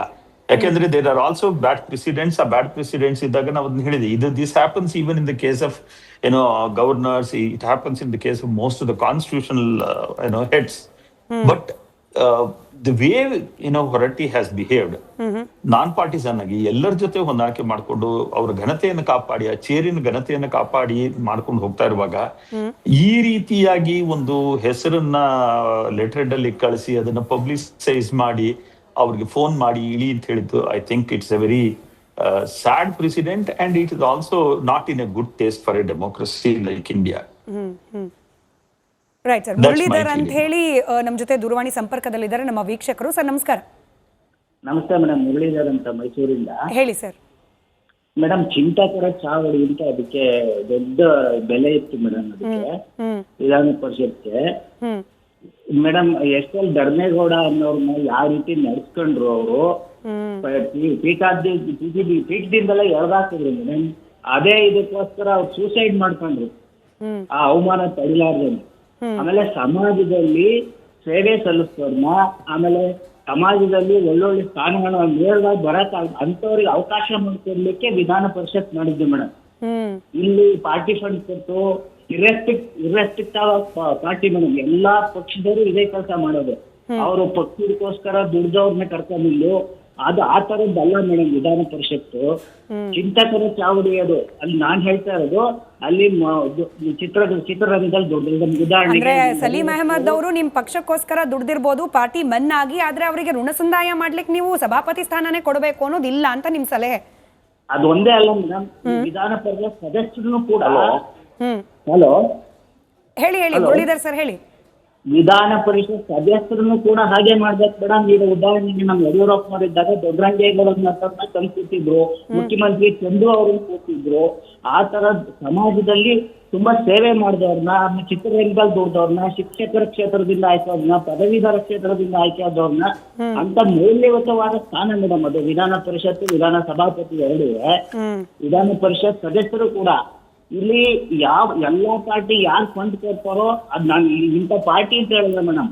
ಯಾವ ಪಕ್ಷದವರು ಆ ಪಕ್ಷಕ್ಕೋಸ್ಕರ ದುಡ್ದವ್ರನ್ನ ಕರ್ಕೊಂಡು ಕೊಡ್ತಾ ಸ್ಥಾನ ಆಗ್ಬಿಟ್ಟಿದೆ. ಅದೇ ನೀವು ಗುಣ ಸಂದಾಯ ಮಾಡೋದು. ನಾನು ಹೇಳೋದು ಅವ್ರಿಗೆ ಅದಕ್ಕೆ ಆದ ಒಂದು ಸ್ಥಾನ ಬೆಲೆ ಇದೆ. ಎಲ್ಲದಕ್ಕೂ ಸಭಾಪತಿಗೂ ಇದೆ, ವಿಧಾನ ಪರಿಷತ್ ಸದಸ್ಯರಿಗೂ ಇದೆ ಮೇಡಮ್. ಸರಿ, ರೈಟ್ ಸರ್, ಥ್ಯಾಂಕ್ ಯು ನಿಮ್ಮ ಅಭಿಪ್ರಾಯಕ್ಕೋಸ್ಕರ ಅಂಡ್ ವೆರಿ ವ್ಯಾಲಿಡೇಟೆಡ್ ವಿಚಾರಗಳನ್ನು ಹೇಳ್ತಾ ಇದ್ರಿ. ಧನ್ಯವಾದ ಮತ್ತೊಮ್ಮೆ. ಬಸವರಾಜ್ ಅಂತ ಹೇಳಿ ಮತ್ತೊಬ್ರು ದೂರವಾಣಿ ಸಂಪರ್ಕದಲ್ಲಿದ್ದಾರೆ. ವೀಕ್ಷಕರು ನಮಸ್ಕಾರ ಸರ್. ನಮಸ್ಕಾರಮ್ಮ. ಹೇಳಿ ಸರ್. ಏನಂತ ಹೇಳ್ಬೇಕು ಹೇಳ್ರಿ. ಇಲ್ಲ ಸರ್, ಇವತ್ತು ಹೊರಟ್ಟಿ ಅವರನ್ನ ಕೆಳಗಿಳಿಸೋ ಪ್ರಯತ್ನದ ಬಗ್ಗೆ ಚರ್ಚೆ ಮಾಡ್ತಿದ್ವಿ. ಇದ್ರ ಬಗ್ಗೆ ಪರ್ಟಿಕ್ಯುಲರ್ ಆಗಿ ಇದೆ ವಿಚಾರಕ್ಕೆ ಸಂಬಂಧಪಟ್ಟಂತೆ ನಿಮ್ಮ ಅಭಿಪ್ರಾಯ ಇದ್ರೆ ತಿಳಿಸಿ. ರೈಟ್, ಬಹುಶಃ ದೂರವಾಣಿ ಸಂಪರ್ಕ ಕಡಿತ ಆಗಿದೆ. ಮೋಹನ್ ವಿಶ್ವ ಅವರೇ, ಇವಾಗ ನಿಮ್ಮಲ್ಲೇನೆ ಅಂದ್ರೆ ನಿಮ್ಮ ಪಕ್ಷದಲ್ಲೇನೆ ಒಗ್ಗಟ್ಟಿನ ನಿರ್ಧಾರ ಅನ್ನೋದು ಇಲ್ವಾ ಅಂತ ನಾನಾಗ್ಲೇ ರವಿಕುಮಾರ್ ಸರ್ ಕೇಳ್ತಾ ಇದ್ದೆ. ಕೋಟ ಶ್ರೀನಿವಾಸ್ ಪೂಜಾರಿ ಅವರು ಹೇಳ್ತಾರೆ ಇಲ್ಲ, ಗೌರವವನ್ನ ಉಳಿಸ್ಕೊಂಡು ರಾಜೀನಾಮೆ ಕೊಟ್ಟು ಬರೋದೇ ಬೆಟರ್ ಅನ್ಸುತ್ತೆ. ನಾಳೆ ದಿನ ಆನ್ ದ ಫ್ಲೋರು ಇವೆಲ್ಲ ಓಟ್ಗೆ ಬಿದ್ದು ಅಲ್ಲಿನ್ನೇನೋ ಗಲಾಟೆಗಳಾಗಿ ಅವ್ರು 45 ವರ್ಷದ ರಾಜಕೀಯ ಇತಿಹಾಸಕ್ಕೆ ಇದೊಂದು ಬ್ಲ್ಯಾಕ್ ಮಾರ್ಕ್ ಆಗಬಾರ್ದು ಅನ್ನೋ ರೀತಿ ಆಯ್ತು. ಅವ್ರ ಬಗ್ಗೆ ಒಳ್ಳೆ ಅಭಿಪ್ರಾಯದಿಂದ ಈ ಹೇಳಿಕೆ ಹೇಳಿರ್ಬೋದು. As a BJP party person ಅವ್ರದೊಂದು ಅಭಿಪ್ರಾಯ, ವಿಜಯೇಂದ್ರ ಅವ್ರದೊಂದು ಅಭಿಪ್ರಾಯ, ಮೋಹನ್ ವಿಶ್ವ ಅರೆ ಕಡಿಮೆ ಹಾಕು ಆದ್ರೆ ಅಸಲಿ ಹಾಕು. MDH ಕಾಶ್ಮೀರಿ ಕೆಂಪು ಮೆಣಸಿನ ಪೌಡರ್. ಅವ್ರದೊಂದು ಅಭಿಪ್ರಾಯ ಹಿಂಗಿರಬಹುದಾ ಅಂತ. ಅಲ್ಲ, ಕೋಟ ಶ್ರೀನಿವಾಸ್ ಪೂಜಾರಿ ಅವರು ಪರಿಷತ್ನಲ್ಲಿ ಇದ್ದಿದ್ರಿಂದ ಬಹುಶಃ ಅವರು ಯಾವ ರೀತಿ ಕಾಂಗ್ರೆಸ್ ಪಕ್ಷ ಇವತ್ತು ಹೊರಟ್ಟಿ ಅವರಿಗೆ ಅವಮಾನಕರವಾಗಿ ನಡೆಸ್ಕೊಳ್ತಿದೆ ಅನ್ನೋದನ್ನ ನೋಡಿ ಬೇಜಾರ್ನಲ್ಲಿ ಹೇಳಿರುವಂತ ಮಾತಿರ್ಬೋದು. ಅದಕ್ಕೆ ಅವ್ರು ಹೇಳಿದ್ರು ಅದು ಪಕ್ಷದ ಅಭಿಪ್ರಾಯ ಅಲ್ಲ, ನಾನು ವೈಯಕ್ತಿಕ ಅಭಿಪ್ರಾಯ ಹೇಳಿದೀನಿ ಅಂತ ಹೇಳ್ಬಿಟ್ಟು. ಬಿಕಾಸ್ ಈ ತರ ಒಂದು ಅವಮಾನ ಮಾಡಿ ಈ ತರ ವ್ಯಕ್ತಿನ ಕಳ್ಸ್ಕೊಡೋದಕ್ಕೆ ನಡ್ಕೊಳ್ಳುತ್ತೆ ಅಂತ ಹೇಳಿದ್ರೆ ಕಾಂಗ್ರೆಸ್ ಅಪಾಯಿಂಟ್ಮೆಂಟ್ ಅಲ್ಲೇ ಸಮಸ್ಯೆ. ನಾವು ಆಗ್ಲಿಂದ ಅದನ್ನೇ ಹೇಳ್ತಾ ಇದೀವಿ. ನೀವು ಒಂದು ಸಿಂಪಲ್ ಯಾರೋ KC ವೇಣುಗೋಪಾಲ್ ಲೆಟರ್ ಅಲ್ಲಿ ನೀವು ಅದನ್ನ ಅಪಾಯಿಂಟ್ಮೆಂಟ್ ಮಾಡಕ್ ಹೋಗ್ತೀರಾ ಅಂತ ಹೇಳಿದ್ರೆ ನೀವ್ ಎಷ್ಟು ಅವಮಾನ ಮಾಡ್ಲಿಕ್ಕೆ ಕೊಟ್ಟಿದ್ದೀರಾ ಆ ವ್ಯಕ್ತಿಗೆ. ನನ್ನ ಪ್ರಕಾರ KC ವೇಣುಗೋಪಾಲ್ ಕೂಡ ಈ ಬಸವರಾಜ್ ಹೊರಟ್ಟಿ ಅವರ ಮುಂದೆ ಏನೂ ಅಲ್ಲ. ಅಷ್ಟು ಸುದೀರ್ಘವಾದ ಒಂದು ರಾಜಕೀಯ ಇತಿಹಾಸ ಇರುವಂತ ವ್ಯಕ್ತಿ ಅವರು. ಸೊ ಅಷ್ಟಲ್ಲಿ ಗೆದ್ಕೊಂಡ್ ಬಂದಿದ್ದಾರೆ ಅವರು ಸುದೀರ್ಘವಾಗಿ. ಅವ್ರಿಗೆ ಓಟ್ ಆಗ್ತಾ ಇದಾರೆ ಎಲ್ಲಾರು ಅಂತ ಹೇಳಿದ್ರೆ ಅರ್ಥ ಮಾಡ್ಕೋಬೇಕು ಯಾವ ರೀತಿ ಅಂತ ಹೇಳಿ. ಈಗ ಅವರು ಎಷ್ಟು ಸೆಷನ್ ನಡೆಸಿದ್ದಾರೆ, ಎಷ್ಟು ಸೆಷನ್, ನಂಬರ್ ಆಫ್ ಸೆಷನ್ಸ್ ನನ್ನ ಪ್ರಕಾರ ಒಂದು 50-60 ಸೆಷನ್ ಕ್ರಾಸ್ ಆಗಿರ್ಬೋದು ಅಥವಾ 100 ಟಚ್ ಆಗಿರ್ಬೋದು, ನಂಗೆ ಗೊತ್ತಿಲ್ಲ. ನೀವು ಅಷ್ಟೂ ಸೆಷನ್ ತೆಗೆದು ನೋಡಿ, ನೀವು ಎಲ್ಲೂ ಕೂಡ ಒಂದೇ ಒಂದು ಕಪ್ಪು ಚುಕ್ಕೆ ಇಲ್ಲ. ಇವತ್ತು ಸಡನ್ ಆಗಿ ಬಂದು ಈ ರೀತಿಯಾಗಿ ಅಸಂವಿಧಾನಿಕವಾಗಿ ನೀವು ಮಾಡ್ತೀರಾ ಅಂತ ಹೇಳಿದ್ರೆ ಸೊ ಇದು ಯಾಕೋ ಯಾರಿಗೂ ಸರಿ ಅನ್ನಿಸ್ತಿಲ್ಲ. ಇರ್ರೆಸ್ಪೆಕ್ಟಿವ್ ಆಫ್ ಪಾಲಿಟಿಕ್ಸ್ ಮಾತಾಡಬೇಕು ಅಂತ ಹೇಳಿದ್ರೆ ನಮಗ್ ಬಿಡಿ ನಿಮಗ್ ಬಿಡಿ ಯಾರಿಗೂ ಸರಿ ಅನ್ನಿಸ್ತಿಲ್ಲ. ಬಿಕಾಸ್ ಹರೀಶ್ ಅವರು ಹೇಳಿದ್ರು ಇವಾಗ ಅದ್ 4 ಆಂಗಲ್ ಅಲ್ಲಿ ನೋಡಿದ್ರು. ಒಬ್ಬ ವ್ಯಕ್ತಿಯಾಗಿ ಆ ಚೇರ್ ಕೊಡುವಂತ ಒಂದು ಘನತೆ ಆಗಿ ಸಂವಿಧಾನವನ್ನ ಮುಂದಿಟ್ಕೊಂಡು ನೋಡಿದಾಗ ಯಾವ ರೀತಿ ನಡ್ಕೊಂಡ್ರು ಅಂತ ಹೇಳಿ ಅರ್ಥ ಆಯ್ತಲ್ಲ. ಈಗ ಬಹಳಷ್ಟು ಮಂದಿ ಅವ್ರ ಮೇಲೆ ಟಾರ್ಗೆಟ್ ಮಾಡ್ತಾ ಇದ್ರು ಕಾಂಗ್ರೆಸ್ ಒಳಗಡೆ. ಕಳೆದ 1-1.5 ವರ್ಷದಿಂದ ನಮ್ಮ ಕಾಂಗ್ರೆಸ್ ವಕ್ತಾರ ತೋರಿಸ್ತಿದ್ರ ನಾಗರಾಜ್ ಯಾದವ್ ಅವರಂತೂ 3 ಬಡ್ಕೊಂಡು ಕೂತ್ಕೊಳ್ಳೋರು ಎಲ್ಲೋದ್ರು ಮೀಡಿಯಾ ಮುಂದೆ ಹೊರಟೆ ಅಂತ. ಅನುಪಸ್ಥಿತಿಯಲ್ಲಿ ಅವ್ರ ಬಗ್ಗೆ ಪರ್ಸನಲಿ ಮಾತನಾಡೋದು ನನಗೆ ಅವ್ರ ಫಿಸಿಕಲ್ ಅನುಪಸ್ಥಿತಿ ಇಲ್ಲ, ಬಟ್ ಫೋಟೋ ಹಾಕಲ್ಲ, ಅದಕ್ಕೆ ಹೇಳಿದ ಅಷ್ಟೇ ನಾನು, ಮತ್ತಿನ್ನೇನೇ ಇಲ್ಲ, ಅದಕ್ಕೋಸ್ಕರನೇ. ಸೊ ಈ ರೀತಿಯಾಗಿ ನಡೀತಾ ಇತ್ತು. ಸೊ ನೀವು ಅಲ್ಲಿ ರಾಜಕೀಯ ಬಿಟ್ಟು ನೋಡೋದಾದ್ರೂ ಕೂಡ ಒಂದು ಕಪ್ಪು ಚುಕ್ತೆ ಇಲ್ಲ, ಪ್ಲಸ್ ನೀವೇ ಹೊಗಳಿದೀರಾ ಅವ್ರನ್ನ. ಸೊ ಈ ರೀತಿಯಾಗಿದ್ದಾಗ ನೀವು ಯಾವ ಮುಖ ಇಟ್ಕೊಂಡು ನಾಳೆ ಹಾಗಾದ್ರೆ ನೋ ಕಾನ್ಫಿಡೆನ್ಸ್ ಮೋಷನ್ ಅವ್ರ ಮೇಲೆ ಮೂವ್ ಮಾಡ್ತೀರಾ ಹೇಳಿ? ಏನಾದ್ರೂ ಒಂದು ಬೇಕಲ್ಲ ನಿಮ್ಗೆ. ಅವ್ರ ಮೇಲೆ ಏನೋ ಒಂದು ಆರೋಪ ಮಾಡೋದು ಅಥವಾ ಏನೋ ರಾಜಕೀಯ ಆರೋಪ ಮಾಡ್ಕೊಂಡು ನಾನು ಆಗ್ಲೇ ಹೇಳ್ದಂಗೆ ಸುಮ್ನೆ ಗಾಳಿಲಿ ಗುಂಡೋಡ್ಕೊಂಡೆಲ್ಲಾನು ಪ್ರಿಯಾಂಕಾ ಖರ್ಗೆ ಸ್ಟೇಟ್ಮೆಂಟ್ ಎಲ್ಲ ನಡೆಯೋದಿಲ್ಲ ಇಲ್ಲಿ ಆರೋಪ ಅಂತ ಹೇಳ್ಬಿಟ್ಟು ಮಾಡ್ಕೊಂಡು ಹೋಗೋದಕ್ಕೆ. ಅರ್ಥ ಆಯ್ತಲ್ಲ? ಅದಕ್ಕೆ ಅಂತ ಒಂದು ಸಂವಿಧಾನದಲ್ಲಿ ಪ್ರೊಸೀಜರ್ ಇದೆ. ತಿರ್ಗಾ ನನಗೆ ಗೊತ್ತಿರೋ ಪ್ರಕಾರ 15 ದಿವಸ ನೋಟಿಸು ಕೊಡ್ಬೇಕು. ಇನ್ಫ್ಯಾಕ್ಟ್ ಅದಕ್ಕೆ 15 ಡೇಸ್ ನೋಟಿಸ್ ಕೊಡ್ಬೇಕು, 14 ಡೇಸ್ ನೋಟಿಸ್ ಕೊಡ್ಬೇಕು. ತಿರ್ಗಾ ನೀವು ಏನ್ ಆರೋಪ ಮಾಡ್ತೀರ ಅನ್ನೋದನ್ನ ಹೇಳಬೇಕು, ಅದು ಚರ್ಚೆ ಆಗಬೇಕು, ತಿರ್ಗಾ ಫ್ಲೋರ್ ಆಫ್ ದ ಹೌಸ್ ಅಲ್ಲಿ ಡಿಸ್ಕಷನ್ ಆಗಬೇಕು, ಅಲ್ಲಿ ಮತಕ್ಕೆ ಹಾಕಬೇಕು, ಆಮೇಲೆ ಮಾಡೋದು. ನೀವು ಅದಕ್ಕಿಂತ ಮುಂಚೆ ಈ ರೀತಿಯಾಗಿ ಈ ಮಟ್ಟದ ಅವಮಾನ ಮಾಡಿ ನಡ್ಕೊಳ್ತಾ ಇದ್ದೀರಾ ಅಂತ ಹೇಳಿದ್ರೆ ಇಲ್ಲಿ ದೊಡ್ಡ ಪ್ರಶ್ನೆ ಕಾದಿರೋದು ಕಾಣಿಸ್ತಾ ಇರೋದು. ನಾನು ಅದನ್ನೇ ಹೇಳ್ತೀನಿ, ಯಾವ ರೀತಿಯಾಗಿ ಕಾಂಗ್ರೆಸ್ ಪಕ್ಷ ಪದೇ ಪದೇ ಸಂವಿಧಾನ ದುರುಪಯೋಗ ಪಡಿಸ್ಕೊಳ್ತಾ ಇದೆ ಅಂತ ಹೇಳಿ ಪ್ರಶ್ನೆಗೆ ಉತ್ತರ ಕೊಡ್ಲಿ. ಅದಾದ್ಮೇಲೆ ಪ್ರದೀಪ್ ಅವ್ರು ಕೂಡ, ಯಾಕಂದ್ರೆ ಜೆಡಿಎಸ್ ಗೆ ಸಂಬಂಧಪಟ್ಟ ಪ್ರಶ್ನೆ ಸರ್. ನಾವು DH ಶಂಕರಮೂರ್ತಿ ಸರ್ ಅವರ ಪ್ರಕರಣವನ್ನ ನಾವು ಪ್ರಸ್ತಾಪ ಮಾಡಿದ್ವಿ, ಹಾಗ ಕೇಳ್ತಿದ್ದೀನಿ. ಲಾಸ್ಟ್ ಮಿನಿಟ್ ಅಲ್ಲಿ ಆದ ಮ್ಯಾಜಿಕ್ ಅಂದ್ರೆ ಜೆಡಿಎಸ್ ಕಾಂಗ್ರೆಸ್ ಜೊತೆಯಲ್ಲಿ ಆಗ ಅಲೈನ್ಸ್ ಇತ್ತು, if I am correct. But ಸರ್ಕಾರದ ಜೊತೆಗೆ ಅಂದ್ರೆ ಕಾಂಗ್ರೆಸ್ ಪಕ್ಷದ ಜೊತೆಗೆ ಹೋಗದೆ ಬಿಜೆಪಿಗೆ ಸಪೋರ್ಟ್ ಮಾಡಿದ್ದಕ್ಕೆ ಅವತ್ತು ಶಂಕರಮೂರ್ತಿ ಅವರು ಕಂಟಿನ್ಯೂ ಮಾಡ್ಲಿಕ್ಕೆ ಅವಕಾಶ ಆಯ್ತು. ಹಿಂಗೆ ಲಾಸ್ಟ್ ಮಿನಿಟ್ ಮ್ಯಾಜಿಕ್ ಅಂತ ಹೇಳಿ, ಇನ್ ಕೇಸ್ ಇದು ಮತ್ತೆ ಮತಕ್ಕೆ ಬೀಳೋ ಹಂತಕ್ಕೆ ಹೋದ್ರೆ ಹೊರಟ್ಟಿ ಅವ್ರದ್ದು ಹಿಂಗೇನಾದ್ರು ಲಾಸ್ಟ್ ಮಿನಿಟ್ ಮ್ಯಾಜಿಕ್ ಆಗಿ ಉಳಿಸ್ಕೊಳ್ಳೋ ಸಾಧ್ಯತೆಗಳು ಇದೆಯಾ ವಿಪಕ್ಷಗಳಿಗೆ ಅಂತ? ಇಲ್ಲ, ಖಂಡಿತ ಸಾಧ್ಯ ಇಲ್ಲ, ಯಾವುದೇ ಕಾರಣಕ್ಕೂ ಆಗೋದಿಲ್ಲ. ಯಾಕೆಂದರೆ ಈಗ ಎಲ್ಲರೂ ಮಂತ್ರಿ ಸ್ಥಾನ ಬೇಕು ಅಂತ ಕಾಯ್ತಾ ಇದ್ದಾರೆ. ಸೊ ಈ ಅವಕಾಶ ಬಿಟ್ಕೊಟ್ರೆ ಮತ್ತೆ ಡಿಸಿಡೆಂಟ್ ಆಕ್ಟಿವಿಟೀಸ್ ಆಗುತ್ತೆ, ಅದು ಎಲ್ಲ ಸಪೋರ್ಟ್ ಮಾಡೋ ಚಾನ್ಸಸ್ ಕಮ್ಮಿ. ಸಿದ್ದರಾಮಯ್ಯವ್ರು ಮಾಡ್ಬೋದು ನನಗೆ ಗೊತ್ತಿಲ್ಲ, ಬಟ್ ಶಿವಕುಮಾರ್ ಅವ್ರಿಗೆ ಬಹುಶಃ ಪಾರ್ಲಿಮೆಂಟರಿ ಅಡ್ವೈಸರ್ ಯಾರು ಸರಿ ಇಲ್ಲ ಅಂತ ನನಗನ್ಸುತ್ತೆ. ಯಾಕೆಂದ್ರೆ ಸಿದ್ದರಾಮಯ್ಯನವರು ಅಂದ್ರೆ ವಿಶೇಷವಾಗಿ ಅವ್ರದ್ದು ಹಾಗೆ ಹೊರಟ್ಟಿ ಅವ್ರ ಬಾಂಧವ್ಯ ಚೆನ್ನಾಗಿದೆ, ಅದು ಜನಜನಿತ ಎಲ್ಲ ಕಾರ್ಯಕ್ರಮಗಳು ಎಲ್ಲಿದ್ರು ಹೋದ್ರು ಜೊತೆಗೆ ಇರ್ತಾ ಇದ್ರು. ಬಟ್ ಶಿವಕುಮಾರ್ ಅವರು ಅವರು is also an experience man. But ಅವ್ರಿಗೇನಾಗಿದೆ ಅಂದರೆ ಫೋನ್ ಮಾಡಿ ಮಾಡಿಸೋವಂಥದ್ದು ಹಂತಕ್ಕೆ ಹೋಗ್ಬಾರ್ದು ಅಂತ ಯಾರನ್ನೂ ಅಡ್ವೈಸ್ ಕೇಳಿರಲ್ಲ ಅಂತ ಅನ್ಕೊಂಡಿದ್ದೀನಿ. ಅಡ್ವೈಸ್ ಕೇಳಿದ್ರೆ ಇವತ್ತು ಈ ಹಂತಕ್ಕೆ ಬರ್ತಿರ್ಲಿಲ್ಲ.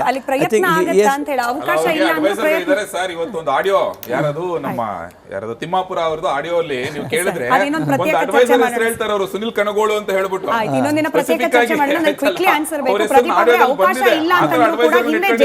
ನಿರ್ಧಾರಗಳು ಶಂಕರಮೂರ್ತಿ ಅವರನ್ನು ಉಳಿಸಿತ್ತು ಅನ್ನೋ ಕಾರಣಕ್ಕೆ ಪ್ರಯತ್ನ ಏನಾದ್ರೂ ಆಗತ್ತಾ ಅಂತ? ಇವಾಗ ಟೆಕ್ನಿಕಲಿ ಸಾಧ್ಯ ಇಲ್ವಲ್ಲ ಮೇಡಮ್, ನಮಗೆ ಮೆಜಾರಿಟಿ ಇಲ್ಲ, ಅದನ್ನು ಒಪ್ಕೊಳ್ಳೇಬೇಕು. ನಮಗೆ ಇಬ್ರು ಬಿಜೆಪಿ ಮತ್ತೆ JDS ಇಬ್ರು ಸೇರಿದ್ರು ಕೂಡ ಮೆಜಾರಿಟಿ ಇಲ್ಲ.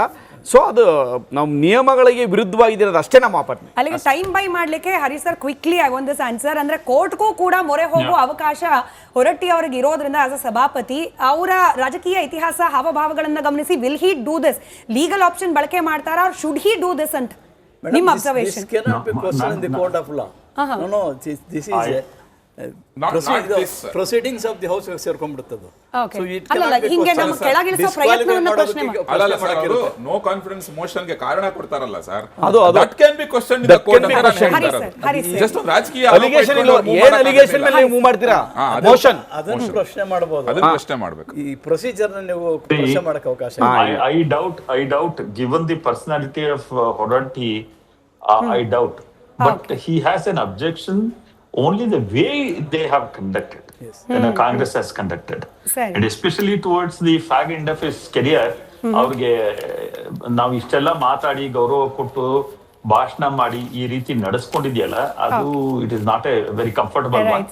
And probably he will listen to the advice of seniors and he may resign.